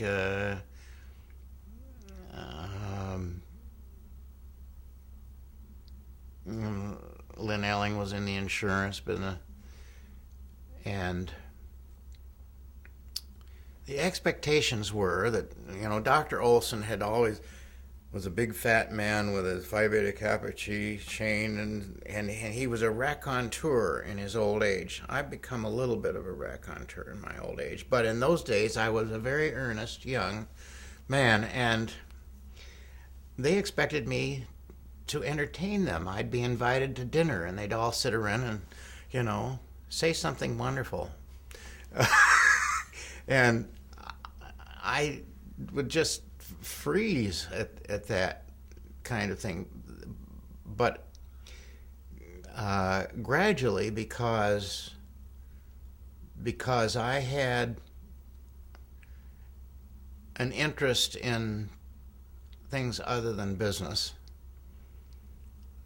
I began to appeal to school teachers and social workers and musicians and artists, and it became a more cultured congregation. I did not seek to make it that way. I think it happened because they responded to the kind of sermons they were getting. I don't mean to be a snob about this, but it was all male, lifetime as a trustee, and it was all about business, as Molly Ivins would say. And I was doing things with Greek philosophers and Shakespeare, and that appealed to a different clientele. The church today is mostly young professionals, families, I think. I don't mean to put anybody down. That's just the way it was. Did the bankers leave? Yes. One of the interesting guys who left was Herman Arnott, who was the president of the Farmers and Mechanics Bank. I respected him, and he respected me. And he said he was the first non-establishment person to become head of a bank, an important bank downtown. At that time, abortion was illegal, and I was yelling my head off about population. I had come from Massachusetts, where even condoms and spermicidal jelly could not be sold to married couples. It was against the law. So anyway, Herman Arnott said, I just cannot afford, as president of the bank, to be associated with the controversial things you were doing. And I understood that. It's the old business way of doing things. And so we parted company. And about a year later, maybe a little more than that, a bunch of us UUs from our church and Unity Church in St. Paul were demonstrating on the state capitol steps about abortion rights. And lo and behold, there was Herman Arnott, and gesticulating in front of the camera, and he didn't care who heard him or who saw him. And I thought to myself, this is a man who has been liberalized by experience. Somewhere in his family, a daughter or a wife or a mother needed help and couldn't get it. In this matter, anyway, his eyes have been opened by exposure.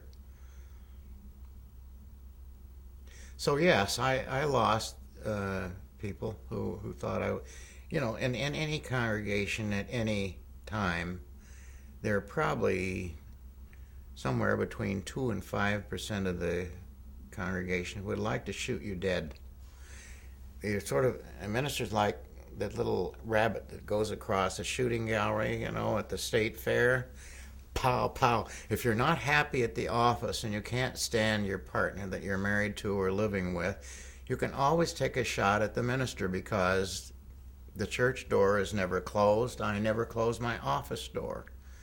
He can't shoot you back, or he'll destroy himself. That goes for women. I had, when I was, you know, like 36, I'd have divorcees who would call me up at 2 in the morning and say, I'll talk to you right away. And I would say, a standard reply, Mrs. Cummins and I will be glad to visit.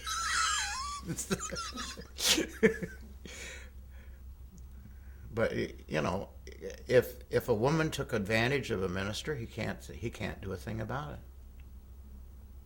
Not without ruining his career. And I had plenty of those. A long time ago, I might add.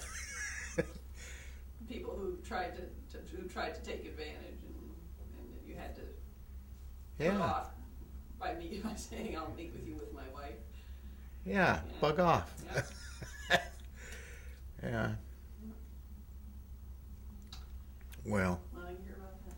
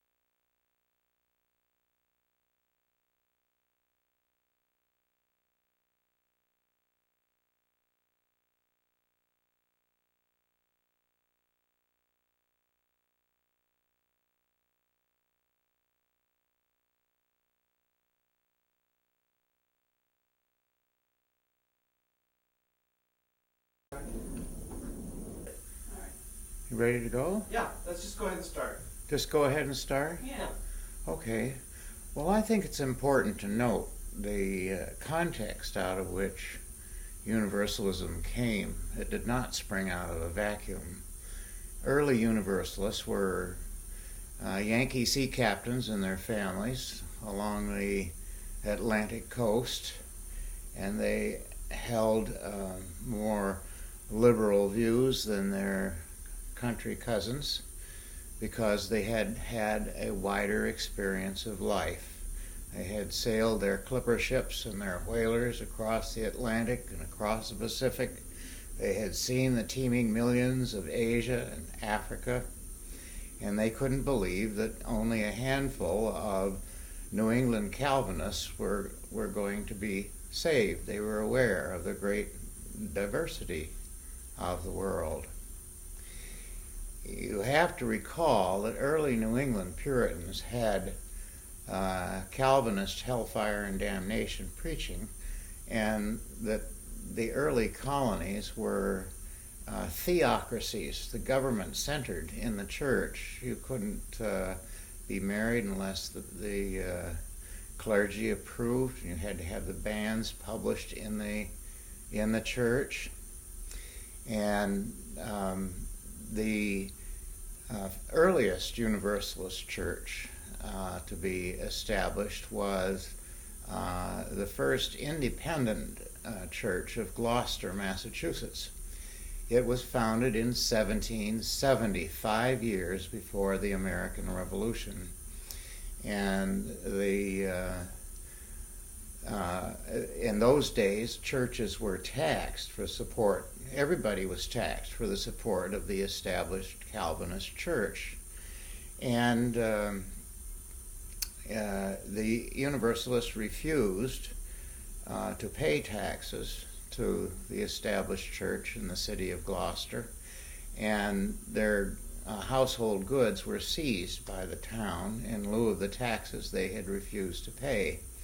And they brought suit through the colonial courts of the time, and they won their case. They sued in the name of their minister, John Murray, and they won their case, the right to worship independently, and 80 pounds sterling in damages, the equivalent of several $1,000s today, and the return, of course, of their household goods. That case set a precedent which finally blossomed in the Continental Congress of 1787. In the First Amendment, Congress shall make no law respecting an establishment of religion. It's interesting to think, to know, I think, that that church still is there today. The first independent Christian church was its original name, and the charter of that church states, "As subject of that king whose kingdom is not of this world," and here the key phrase, "we cannot acknowledge the authority of any earthly body for the regulation of our consciences." The charter was signed by 12 people, one of whom signed himself Gloucester Dalton African. I like to think that he was a free African American, and that he was part and parcel of the bargain, and that our liberal and liberating ministry stretches from that moment right down to the time that I and 200 other Unitarian Universalist ministers spent with Martin Luther King in Selma, Alabama. It is instructive to note that to be liberal in one area implies being liberal in other areas, so long as universalism is universal and not partial. It has implications that go far beyond Christianity. To follow one thread of liberal thinking, The first recorded writing on women's rights in this country was written by the wife of John Murray, the first Universalist minister, in the New England Journal, of which she was the publisher. She had to write under a man's name, but she was the author of that article in early 1770, and an article entitled very simply, "On Behalf of the Rights of Women." And Judith Sargent Murray has only recently been rediscovered. She lectured at universities and was a highly sophisticated and well-educated and independent woman. By the time of the passage of the 19th Amendment to the Constitution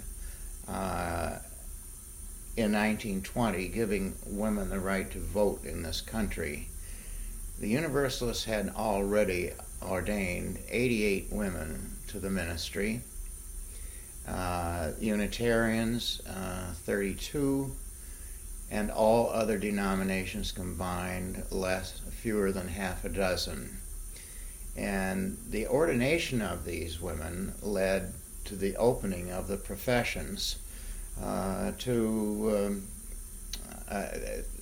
the opening of all other professions, but the ministry were first. And I think it's instructive to note that the first woman ordained by any denominational body in the United States was Olympia Brown.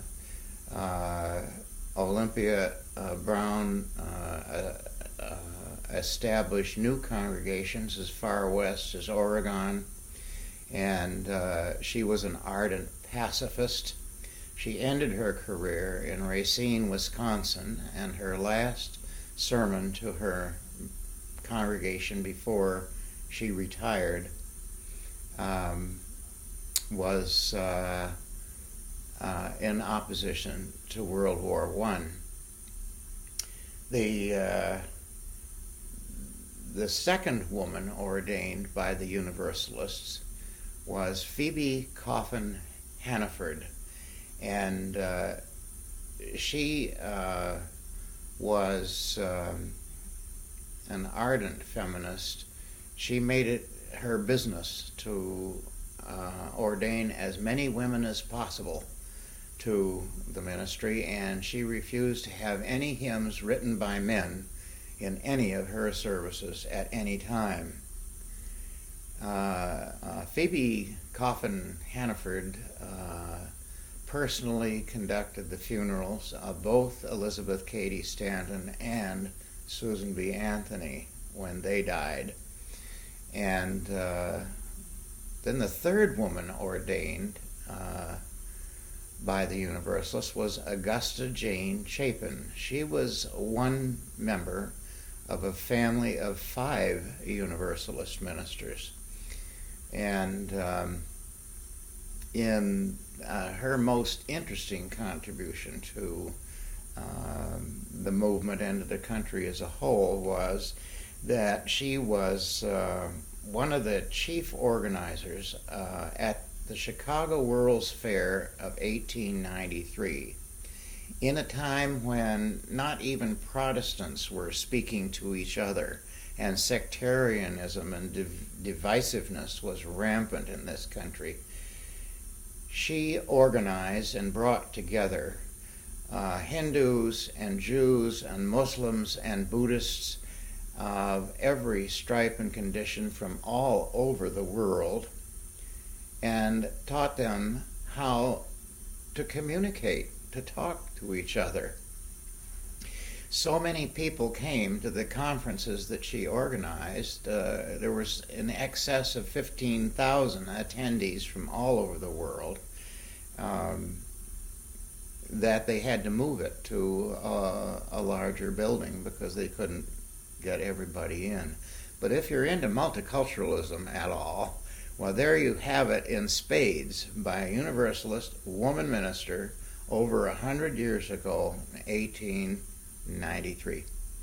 The same thing might be true if you spoke of the colleges and universities that we founded across the country.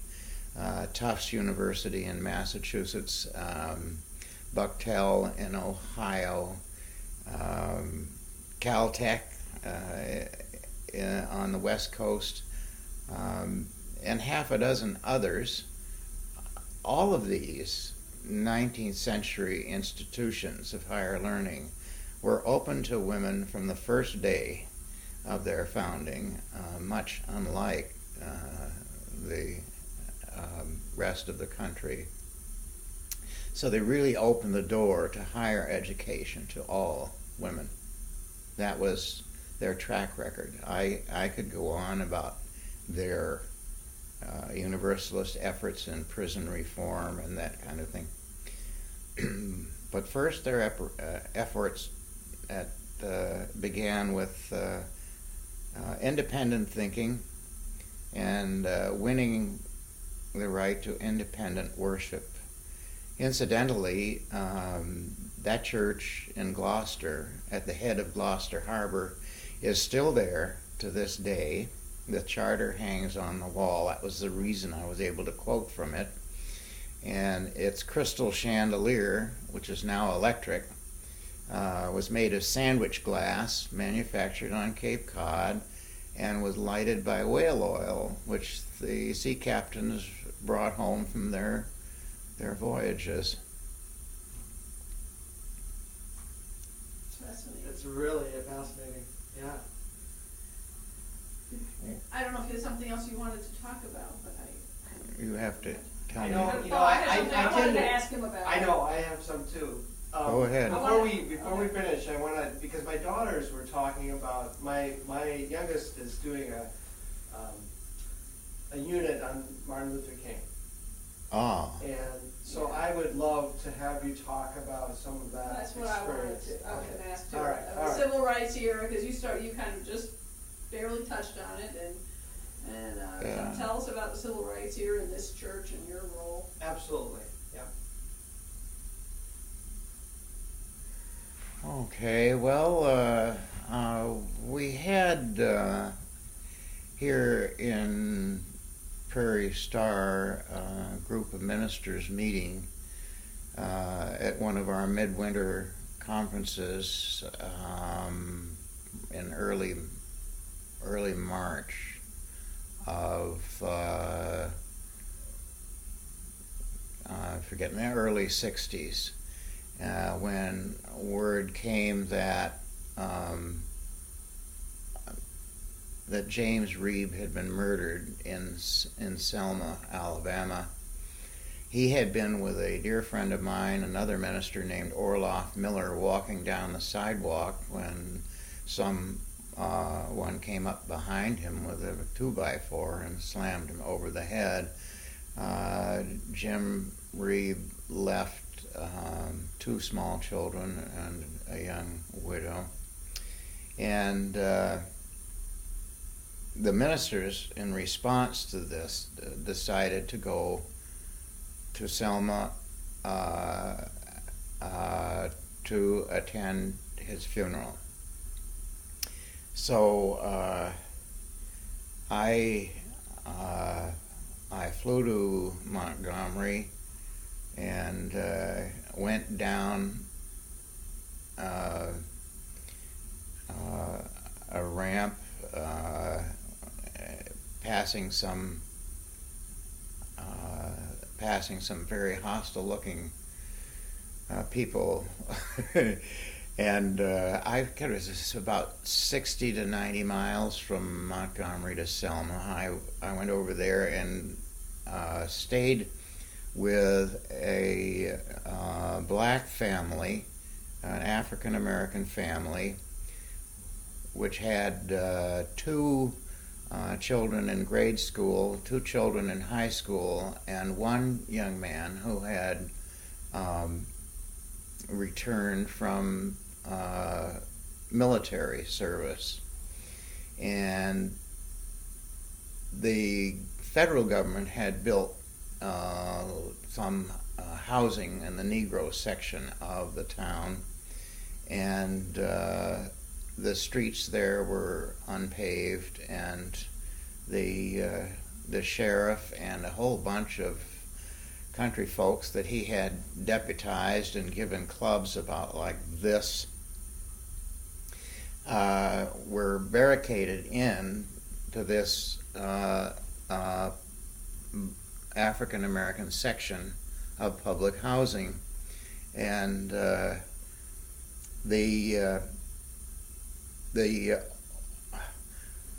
young man who'd returned from the military told me that they were not allowed to vote, even though he had served his country, he said, and returned. He was expected to step into the gutter if a white person approached. He was denied the right to vote by a voting registrar that didn't have half of his education or background of service to the country. And he said that his mother and father and he, all three, had to work in a machine tool plant. At that time, it was around $30 or $35 a piece per enough to make it. It took 3 people to make up an income sufficient to support that one family, and he said that George Wallace wasn't really so much anti-black as that he wanted to prevent. He wanted to get reelected, but he also wanted to prevent unions from being formed in the South. In any case, we met. There was a little tiny Catholic mission, which was the only place in that county where a black person could get medical attention. And there were apparently about 600 of us had come down there, clergy from the north, and a scattering of people from other backgrounds. We never told anybody that 200 of the 600 were Unitarian Universalist ministers, although we, of course, are about 0.1% of the population of this country. We were 1/3 of the people who showed up in Selma, and we would meet in the little Catholic mission, in the room where we would organize in our nonviolent protests. Where Dr. King was determined to march to the courthouse door and to demand justice. And what we did was to meet in a large room, and we would walk, then march up to the barricades and lock arms, about 20 people across, and we would go nose to nose with these country folk that have been deputized from the backwoods holding these clubs, and we'd say, "I love you," and then we would whoosh, round to the back, and 20 more would come up, and we kept doing that all day long. I had 2 hot meals in about 5 days. I burned my clothes when I got home because I had lived in them for 5 days. And one time one of the Catholic priests asked me to say grace. Grace is something I do not like to do, to give an invocation or a grace. I was used to being asked at insurance conventions to give grace, or Kiwanis, or Rotary, and it always made me think that they were asking me to give the imprimatur of religion to whatever skullduggery they had in mind at that session. So But that was one time I was asked to say a blessing over our meal that I was very glad to do it. It happened to be in the obstetrics section of the little clinic where fortunately no women were giving birth at the time. And at about, I would say, the third day, if memory serves me, the little Brown, was called Brown Methodist Episcopal Chapel, held a memorial service for James Reeb at the little African American church. It was a hot, steamy day, and there's no paving in the black section of town, of course. So it was raining off and on, and another minister and I couldn't get access to the building, but we sat really on the curb, in the mud, sort of. There really wasn't a curb. But the windows of the little church were open, so we could hear and see a little bit. Little black kids were sitting on the windowsills and that kind of thing. One interesting phenomenon was that the entire board of trustees of the Unitarian Universalist Association was meeting in Boston when James Reeb was killed, and they adjourned and all came to Selma. And one of them was a very distinguished elderly patrician, Judge Brooks, old-time Boston Brahmin. And he sat in the window he didn't want to go, but he knew he should, so he did. He sat in the window with a little black boy sleeping on his shoulder, and we sat in the dirt across the street, seeing this through the open window. And when the service was over, Dr. King came out with Dr. Dana Greeley at his elbow. Dana Greeley was the president of the Unitarian Universalist Association, and Dr. King was determined to go from that funeral, that memorial service, to the courthouse door.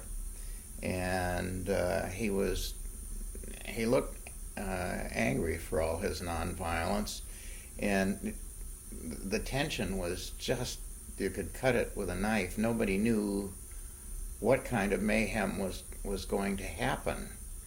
But he marched down the steps, and at the bottom of the steps he paused, and down the street a couple of nuns came out of this little Catholic, I don't know, a convent or what it was, but anyway, a couple of nuns came out with a parade of children, about 5th and 6th graders, carrying United Nations flag.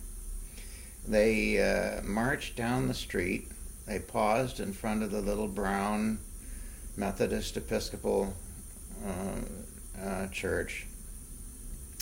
They knelt down and said some kind of a prayer, and then they got up and they marched straight at the barricades. Children.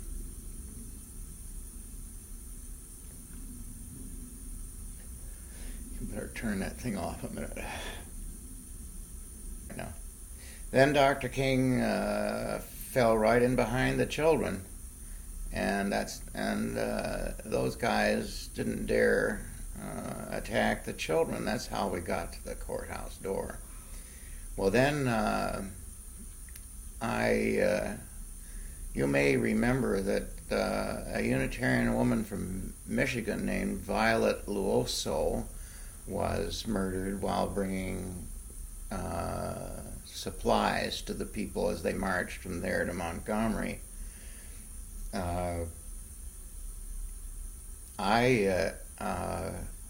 When I did get out of there, I got out by being driven at around 2:30 or 3 in the morning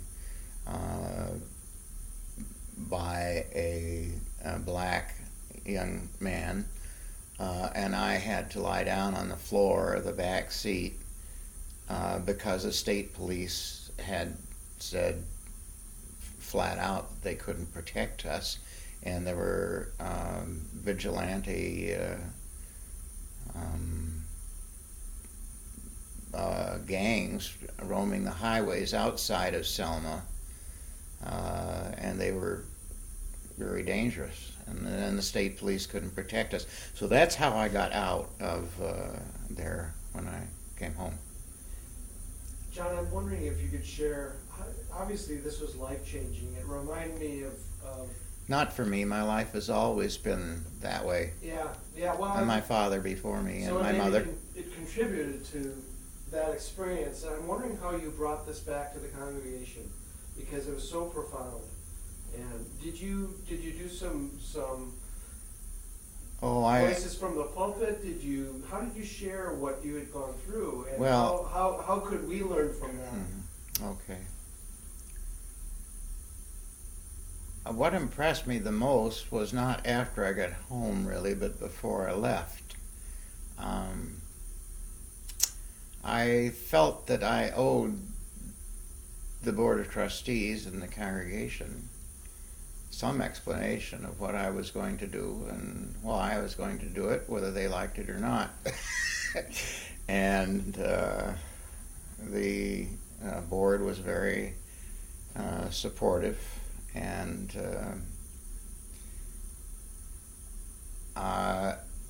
somebody got word of this, I think, because there were television cameras in the church. When we had our service, the media showed up, so I explained what I was going to do. And of course we had 2 services on Sunday in those days, and in between the services, people went home, got their checkbooks, and came back. I had something over $2,000 shoved into my fists. I had no idea that people were going to do that, but that's what happened before I left. And then coming home, I didn't really fly directly home. I flew to my brother's home in St. Simon's Island, Georgia, and burned my suit in the backyard, and got some fresh clothes and got rested up before coming back to Minneapolis. And the reaction of the city was very, very, very supportive. I don't think I could count the number of high schools that I was asked to speak to, and organizations of various kinds, until I really got sick of it. So I didn't do any more. We had other high times, or times of some stress. I think, well, for instance, I'd only been here about 3 months maybe when John Kennedy was killed. That happened on a Thursday, and of course we had to change absolutely everything, all the music,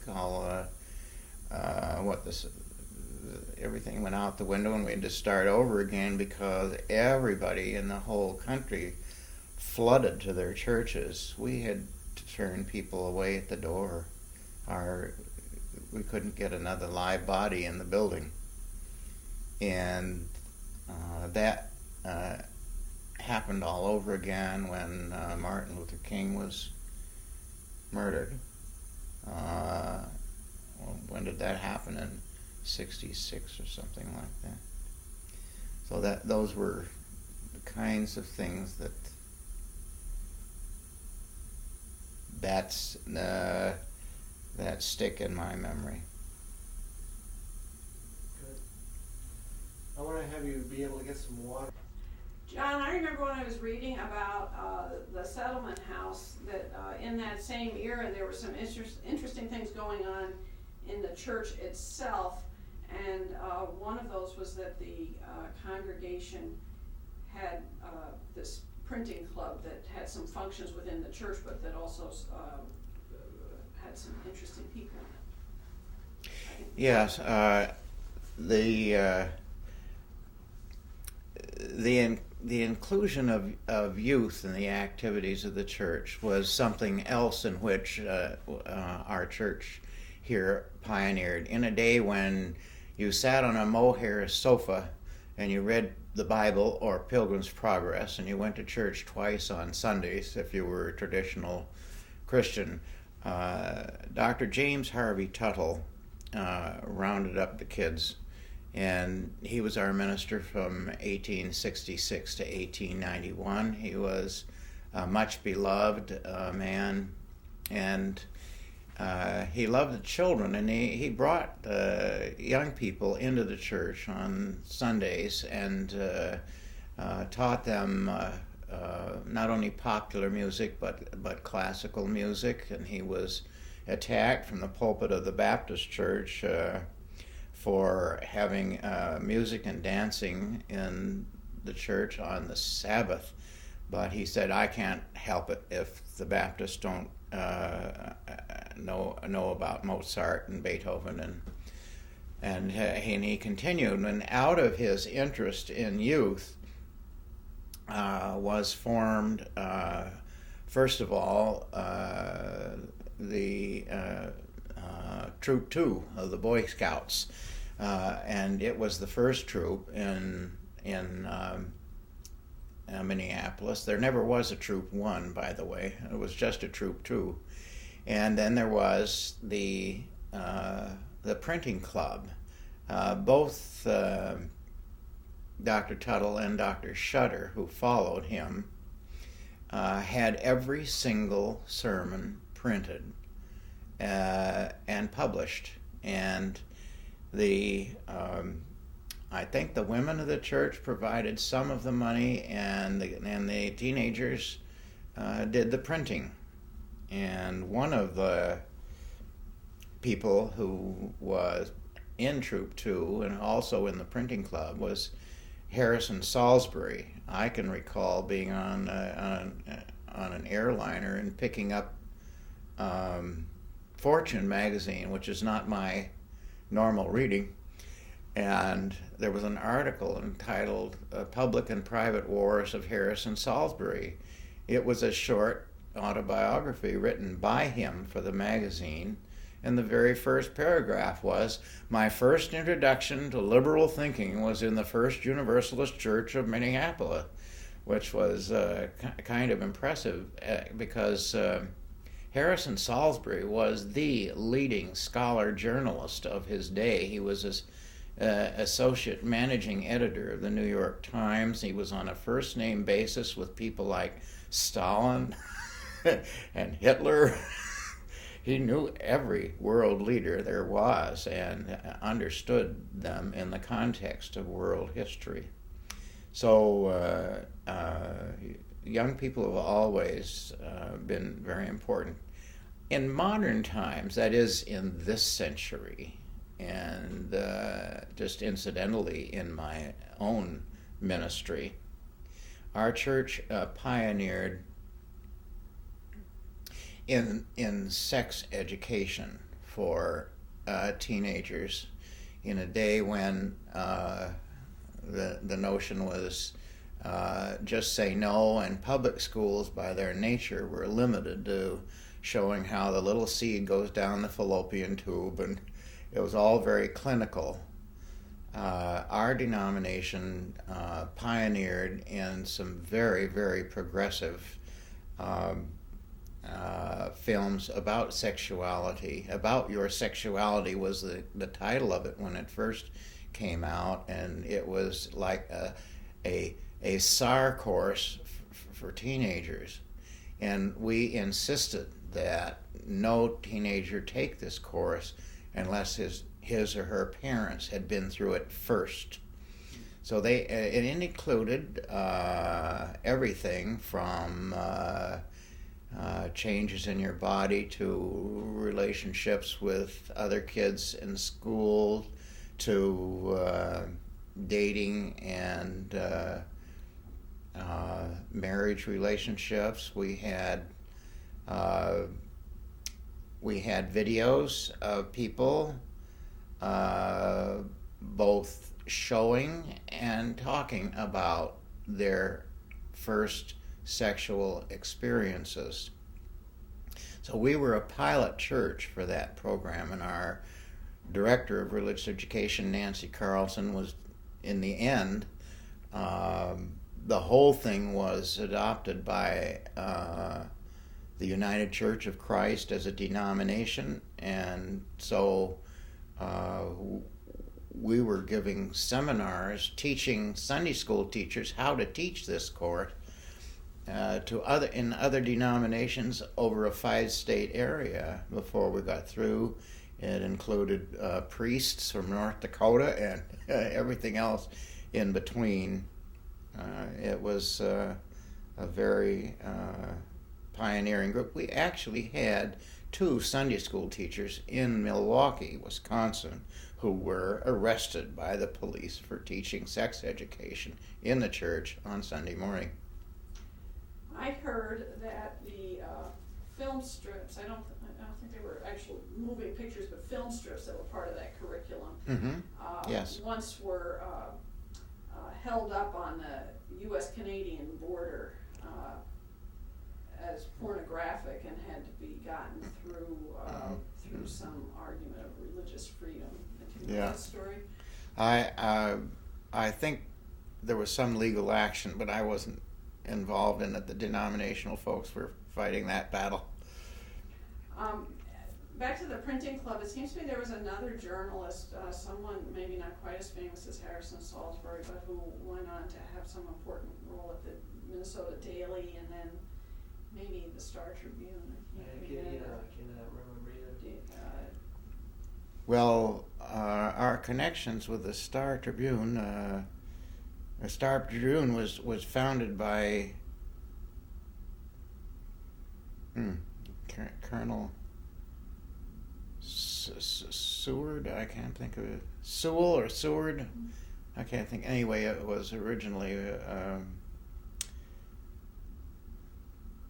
founded by him, and in my own time, Dick Cunningham was. We've always had a number of staff members at the Tribune, and the same thing is true right now for WCCO, which stands for Washburn Crosby Company. They married each other. Those sharp Yankees that came out here to make their fortune, they intermarried to keep control of things. And Don Shelby grew up in the Universalist Church in Muncie, Indiana. I remember he gave a talk for our church one time, and he said, "How many here have been raised as Universalists?" And only about 20% of our people raised their hands, and he raised his hand. So a lot of people in the media are interested in our church. We in the beginning, when I first came, there would be a lot of we served a function of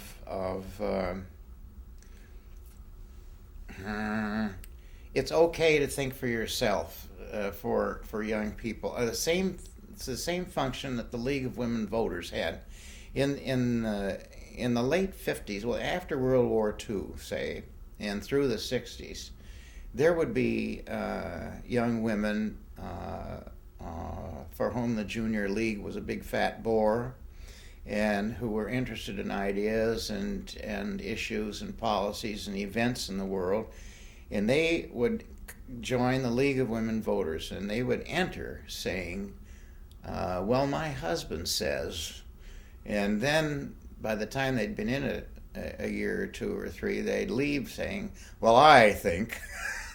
Oh, but they didn't stay with the League of Women Voters. They went out and did things because their awareness had been raised, and they had realized that they could make a difference.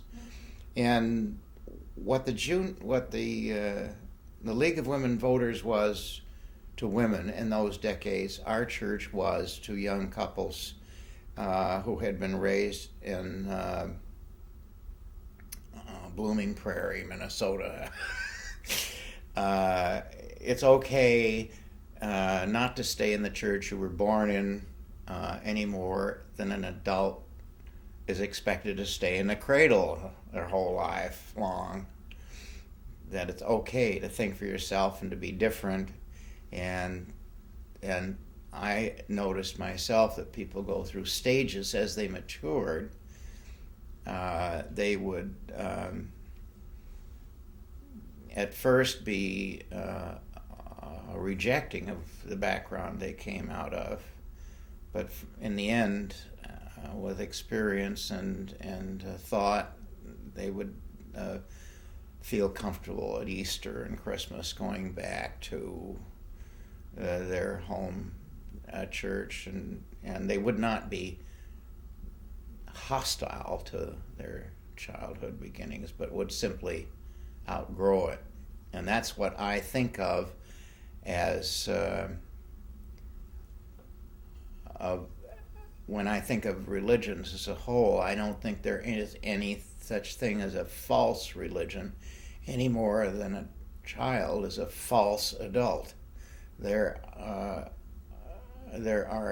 religions that are partial, that are not developed very far, and order of their appearance on earth. They are Hinduism, Buddhism, Judaism, Christianity, and Islam, the 5 major religious cultures of the world. And universalism transcends them all and searches through all of them and beyond for religious insights. And the critics of this approach, of the universalist approach to religion, will tell you that it is merely syncretic, an artificial mix of religions. And my response to that is that all religions are syncretic.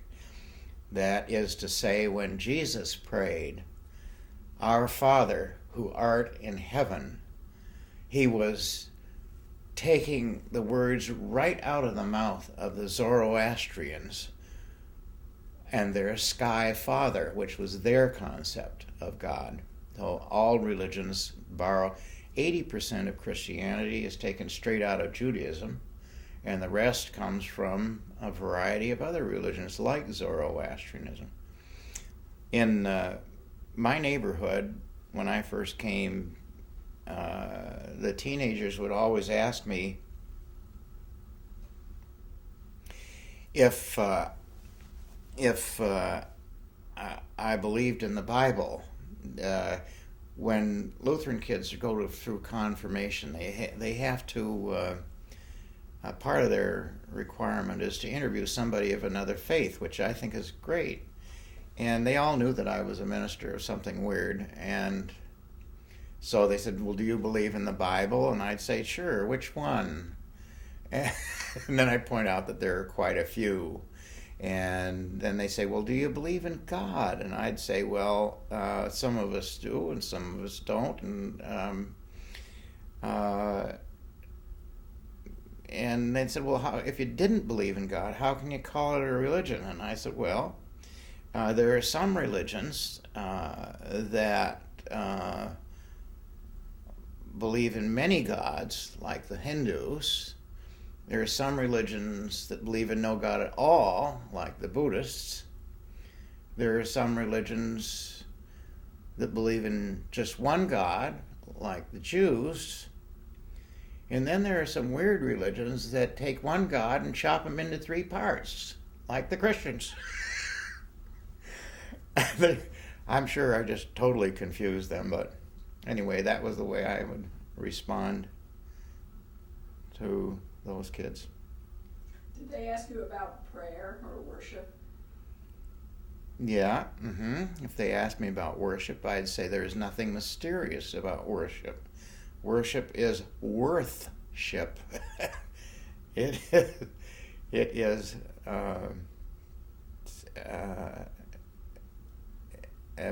appreciating the beauty and the delicacy and the variety of life, and a sense of wonder and awe. And it is part of a minister's duty to open the doors to this kind of wonder, especially for children. One of the missions of our church. Each of ministers who preceded my ministry had what I think of as some touches of real greatness and vision. The first minister, Seth Barnes, for instance, said he came, I think I told you this before, he came west because he realized what Eastern ministers didn't seem to know but should, that you got more result in plowing a new field than trying to rework an old one, and that he wanted to be part of what he called the malleable mind of the West when it was still in its formative stages. So he was a man of vision.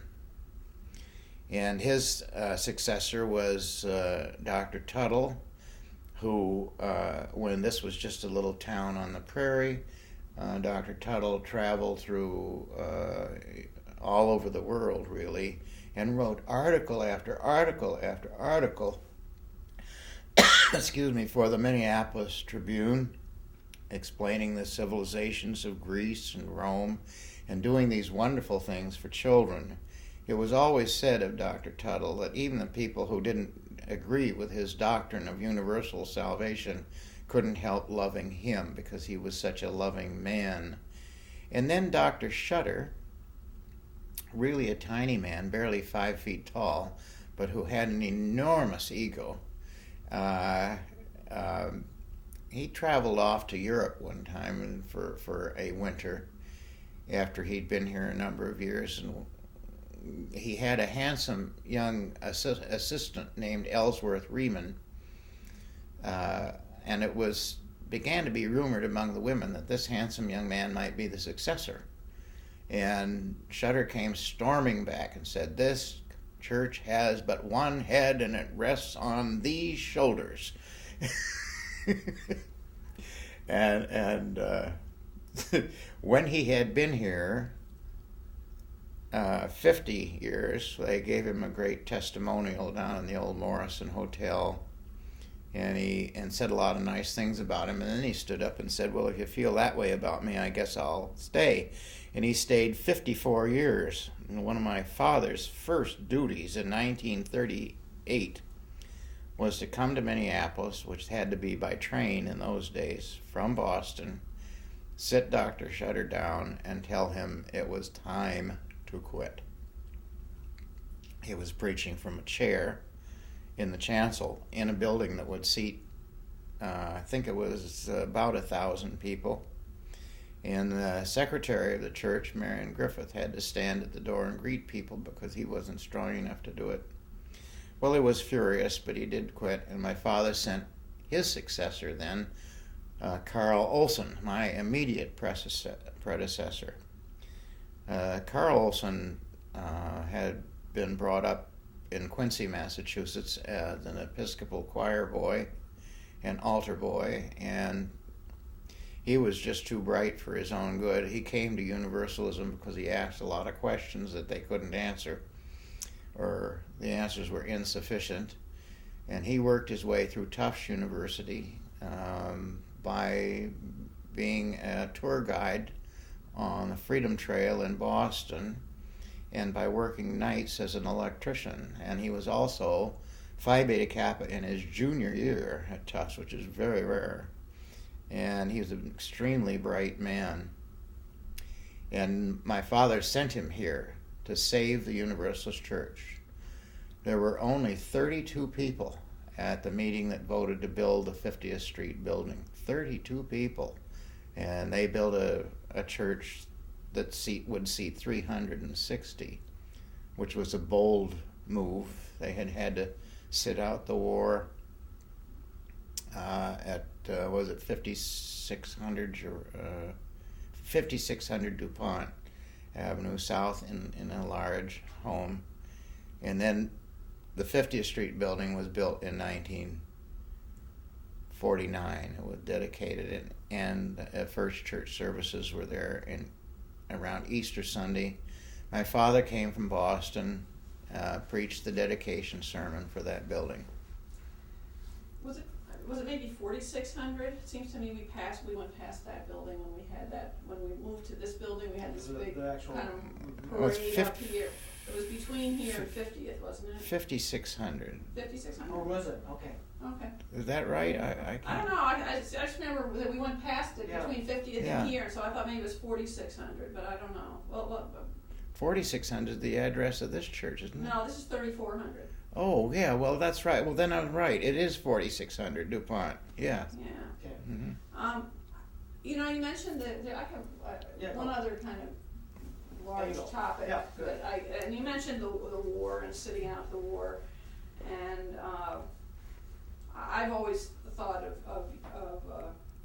well, I think of you as a pacifist, and I remember you talking about the Vietnam War, but you also mentioned World War I and Olympia Brown, and then World War II. The only thing I remember about our church was that the women, probably AUW, I don't know, but the women were rolling bandages at That's church right. Yeah. in World War II. But I really don't know, you know, I'm kind of interested in the theme of our church, this church, and war. You know, particularly World War II and Vietnam. I don't know anything about Korea, but I know Vietnam was an era that you could tell us a lot about. I think if there ever was a war that may have been justifiable or necessary, it would be World War II.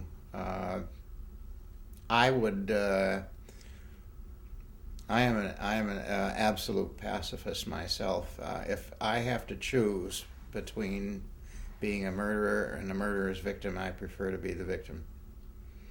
But the energies of our church and of the Unitarian denomination as well were poured mostly into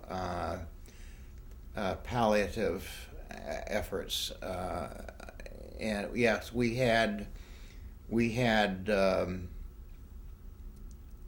an occasional chaplain in the war, guided by their own conscience, but far more of us were conscientious objectors and ministers out and out opposed to the whole business. For example, Waitzel and Helen Sharp, minister and his wife, worked for the Unitarian Service Committee and set up an office first in Geneva and then finally in Lisbon, and helped Jews escape from the SS. Henry Wolfe, who came ultimately to Minneapolis, said that he was just hours ahead of the SS. He escaped over the Pyrenees and rushed into Waitzel Sharp's office and said, "You got to save me. They're only about 3 hours behind me." And Waitzel, who always went this way behind his desk, said, "Listen, Wolfe, don't expect me to believe your story, but I will get you out of here." And he got him out on a tramp steamer. Waitzel and Helen Sharp are the only, there's only one other person whom the state of Israel has given its highest honor for saving over 2,500 Jews during the war. And then how well I do remember, I was only in about, I would say, a sophomore in high school when my father made it right at the very end of the war to England, and from there to Hamburg, and beat the Red Cross into Belgium. He was there ahead of the Red Cross, carrying a trunk full of food, and he said that when he landed in Hamburg, the city was in ruins, and there were children whose nationality wasn't known because their parents were all dead, and they had no idea what country they belonged to even. So he explained that he was driven around in a funny little car that had a teacup full of gasoline in the back, and they set up in a big old estates around Germany, homes for children of unknown origin. They were called Arbeiter Wolfhausen, where they kept these children, try to save them. And Dr. Gus Ulrich, one of our ministers who was fluent in German, and his wife, who was also an ordained minister, Becky was her name, I'm trying to think of it. Becky and Gus Ulrich took charge of this and lived in Germany for about 5 years, running these, well, it would be like adoptive homes or orphanages for these kids, helping them until they could get on their own. I particularly remember my father saying that when he was in London, the British were allowed, adults were allowed 1 egg a month. They were starving. Clear up through 1950. The war ended in 45. When he landed in Hamburg, there was a woman at the train station, or what was left of the train station, because it was all in ruins, holding a baby, and he gave this woman some candy, and she put it in her mouth and chewed on it till it got soft, and then she gave it to the baby. And my father's letter describing this came to us at Thanksgiving dinner, where we read it in the presence of a great big turkey. So it was quite a contrast to receive that note from him about what it was like over there.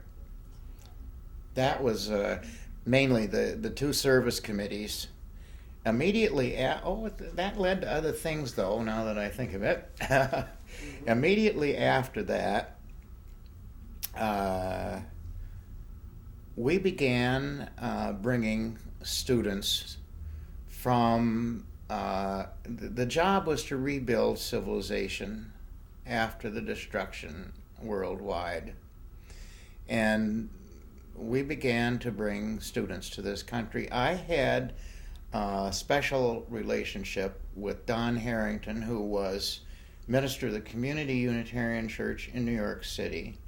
And he was a personal friend of Tom Mboya, who was a prominent, he was the heir apparent to the presidency of Kenya until he was murdered. But what we did was to set up, we figured that African kids would stand a better chance in American universities if they had at least 1 buffer year in an American high school. So we chartered 2 plane loads of African kids and brought them to this country. And first to my church, where they had orientation set. There were about maybe eight boys to every 2 girls. Most of them were male. and we'd hold them there for a couple of weeks and give them orientation, and stress that it was very important for them to go back to their own country and not to get suckered in by American materialism, but to serve their country in productive ways. They had to promise to go back. So anyway, we farmed out 2 plane loads of kids to various congregations, and I took on one whose name was Henry Olila. He did not know his actual age, but he was very proud of the fact that his mother had cost, I forget how many cows, and we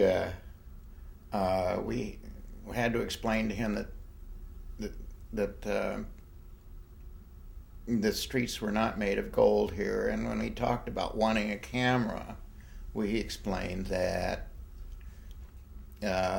what it's worth. We had to explain its worth in the number of hours of labor it took to possess that camera. And his American mother was a great Earth mother, took him into her family, and she said she would agree to eat his menu once a week if he would eat hers. Now, Henry had grown up on an island in Lake Victoria, and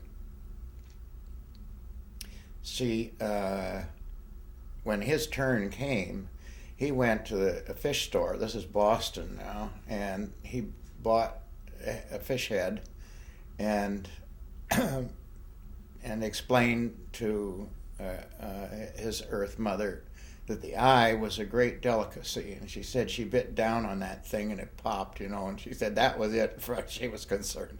She could not take it. After a while, Henry was so black that his whites of his eyes were purple, and his hair went up to a peak like this.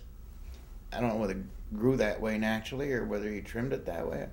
Anyhow, our youth group took him out on a lake. He'd never seen ice before. He had seen Mount Kilimanjaro in the distance, but he wrote back to his mother that our youth group took him out on a crack the whip on ice skates, and he was flying across the ice, and he wrote back to his mother that he walked on the ice. Anyway, after a while he became sick, and we had Dr. Buttman in our congregation look at him, and Dr. Buttman said, "There's nothing wrong with it. I can't figure out. He won't get out of bed or anything."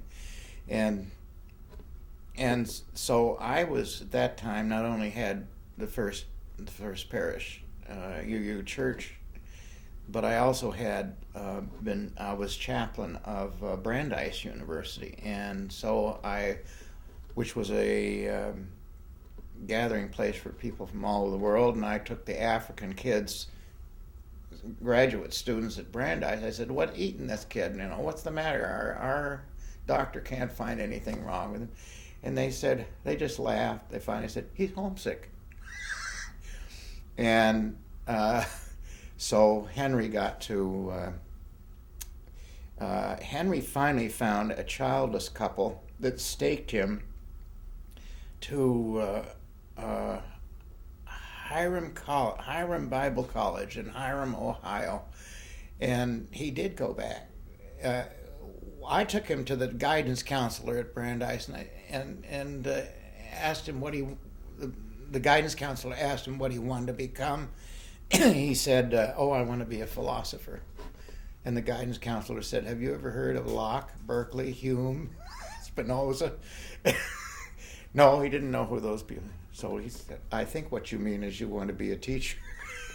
So that's what he ended up being. But our church here in Minneapolis, for about 30 years after the war, had an arrangement whereby students would come 1 or 2 or even 3 at a time from a variety of countries all over the world, and live with a family, and the university would give them free tuition, and we would provide a home and $50 a month for incidentals.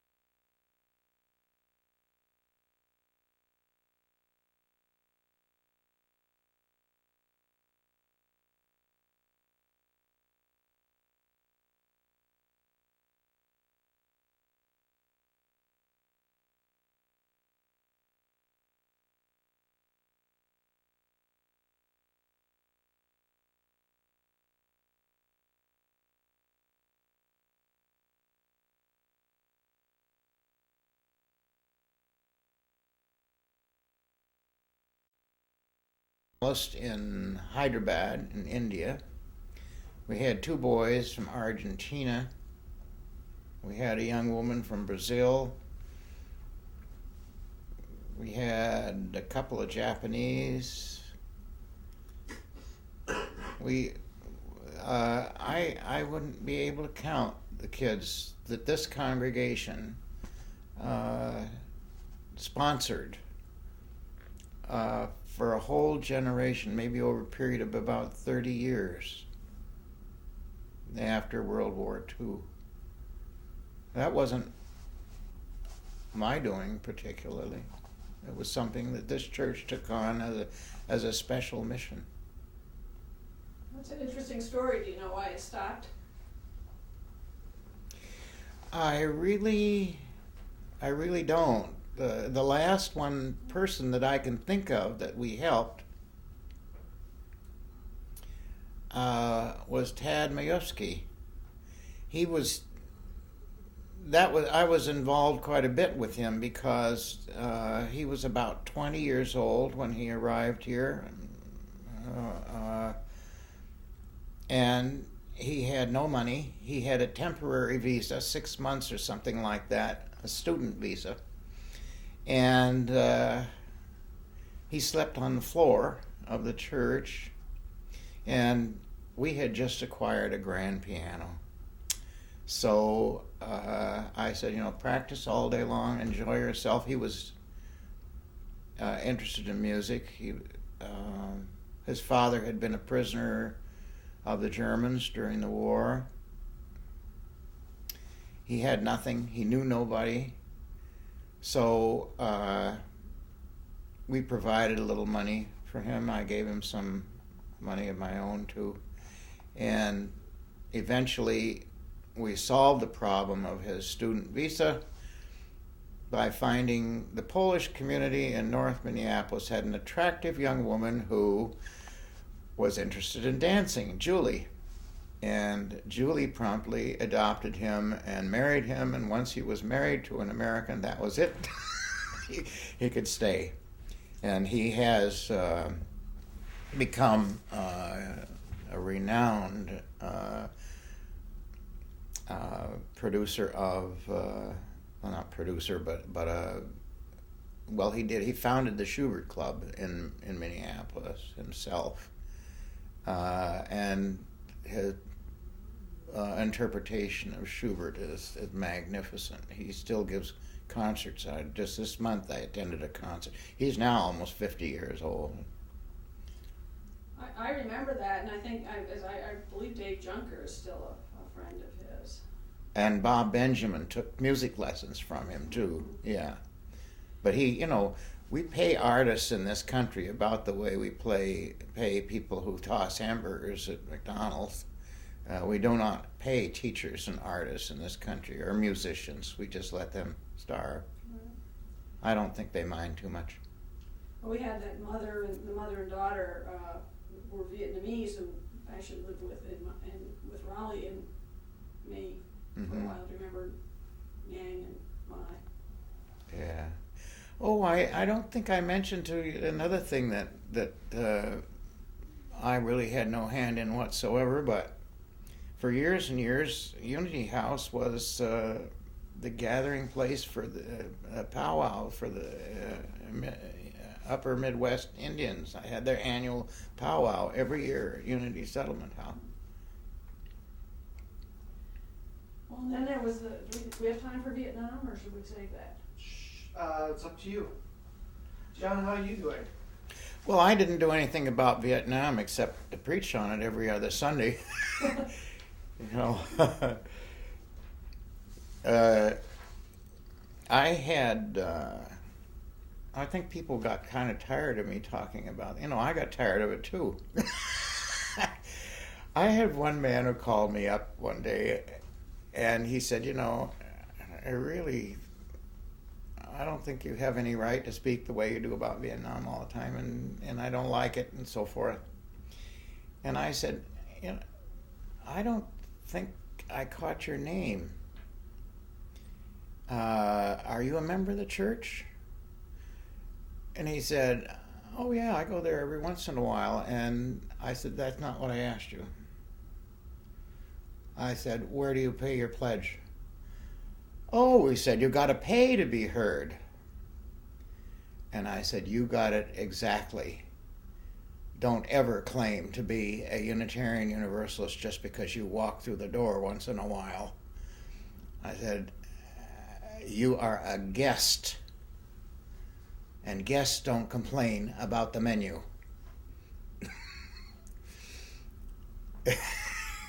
So I really was ticked off.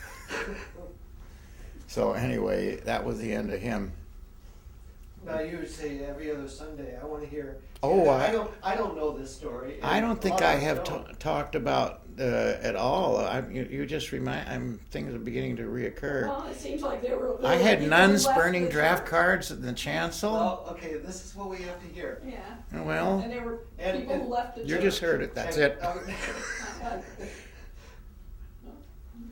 I had nuns burning draft cards in the chancel, and Yeah. it seems to me there were some members who left the church over that period of time. Oh yeah. Yeah. Not unlike our time right now with the Iraqi War. Yes. Very much you so. know, you had to speak courageously. Yes. And everybody in the church is entitled to their own opinion about things, and but the minister really is the guardian of the values that this institution has cradled for a long, long time, and it is up to the minister to speak to those values, whether they're popular or not. I think my favorite sermon of all time is to tell the truth. To tell the truth is the job, and whether it's popular or not. And if some people don't buy it, other people will. The prophets, the Old Testament prophets, were angry people, very angry. The prophet Isaiah said, "Thus saith the Lord your God, I hate and despise your feast days and your solemn assemblies. Rather let justice flow through the land like a mighty stream." He was an angry man. It was Jesus who overturned the temple, the money changers in the temple. He said, "It is written, my Father's house shall be called a house of prayer, and you have made it a den of thieves. It is harder for a rich man to get into heaven than it is for a camel to go through the eye of a needle." I wonder what Mac Hammond would say about that. Mac Hammond? Yes. Who's Mac Hammond? Mac Hammond has a huge congregation in your village of Edina, and has been in the headlines for accepting something like $1.8 million in under-the-table contributions from his board of trustees, on which his own wife serves. And he has a private airplane and a couple of estates down in Florida. And he's on Channel 11 every Sunday morning. Mac Hammond. Who knew?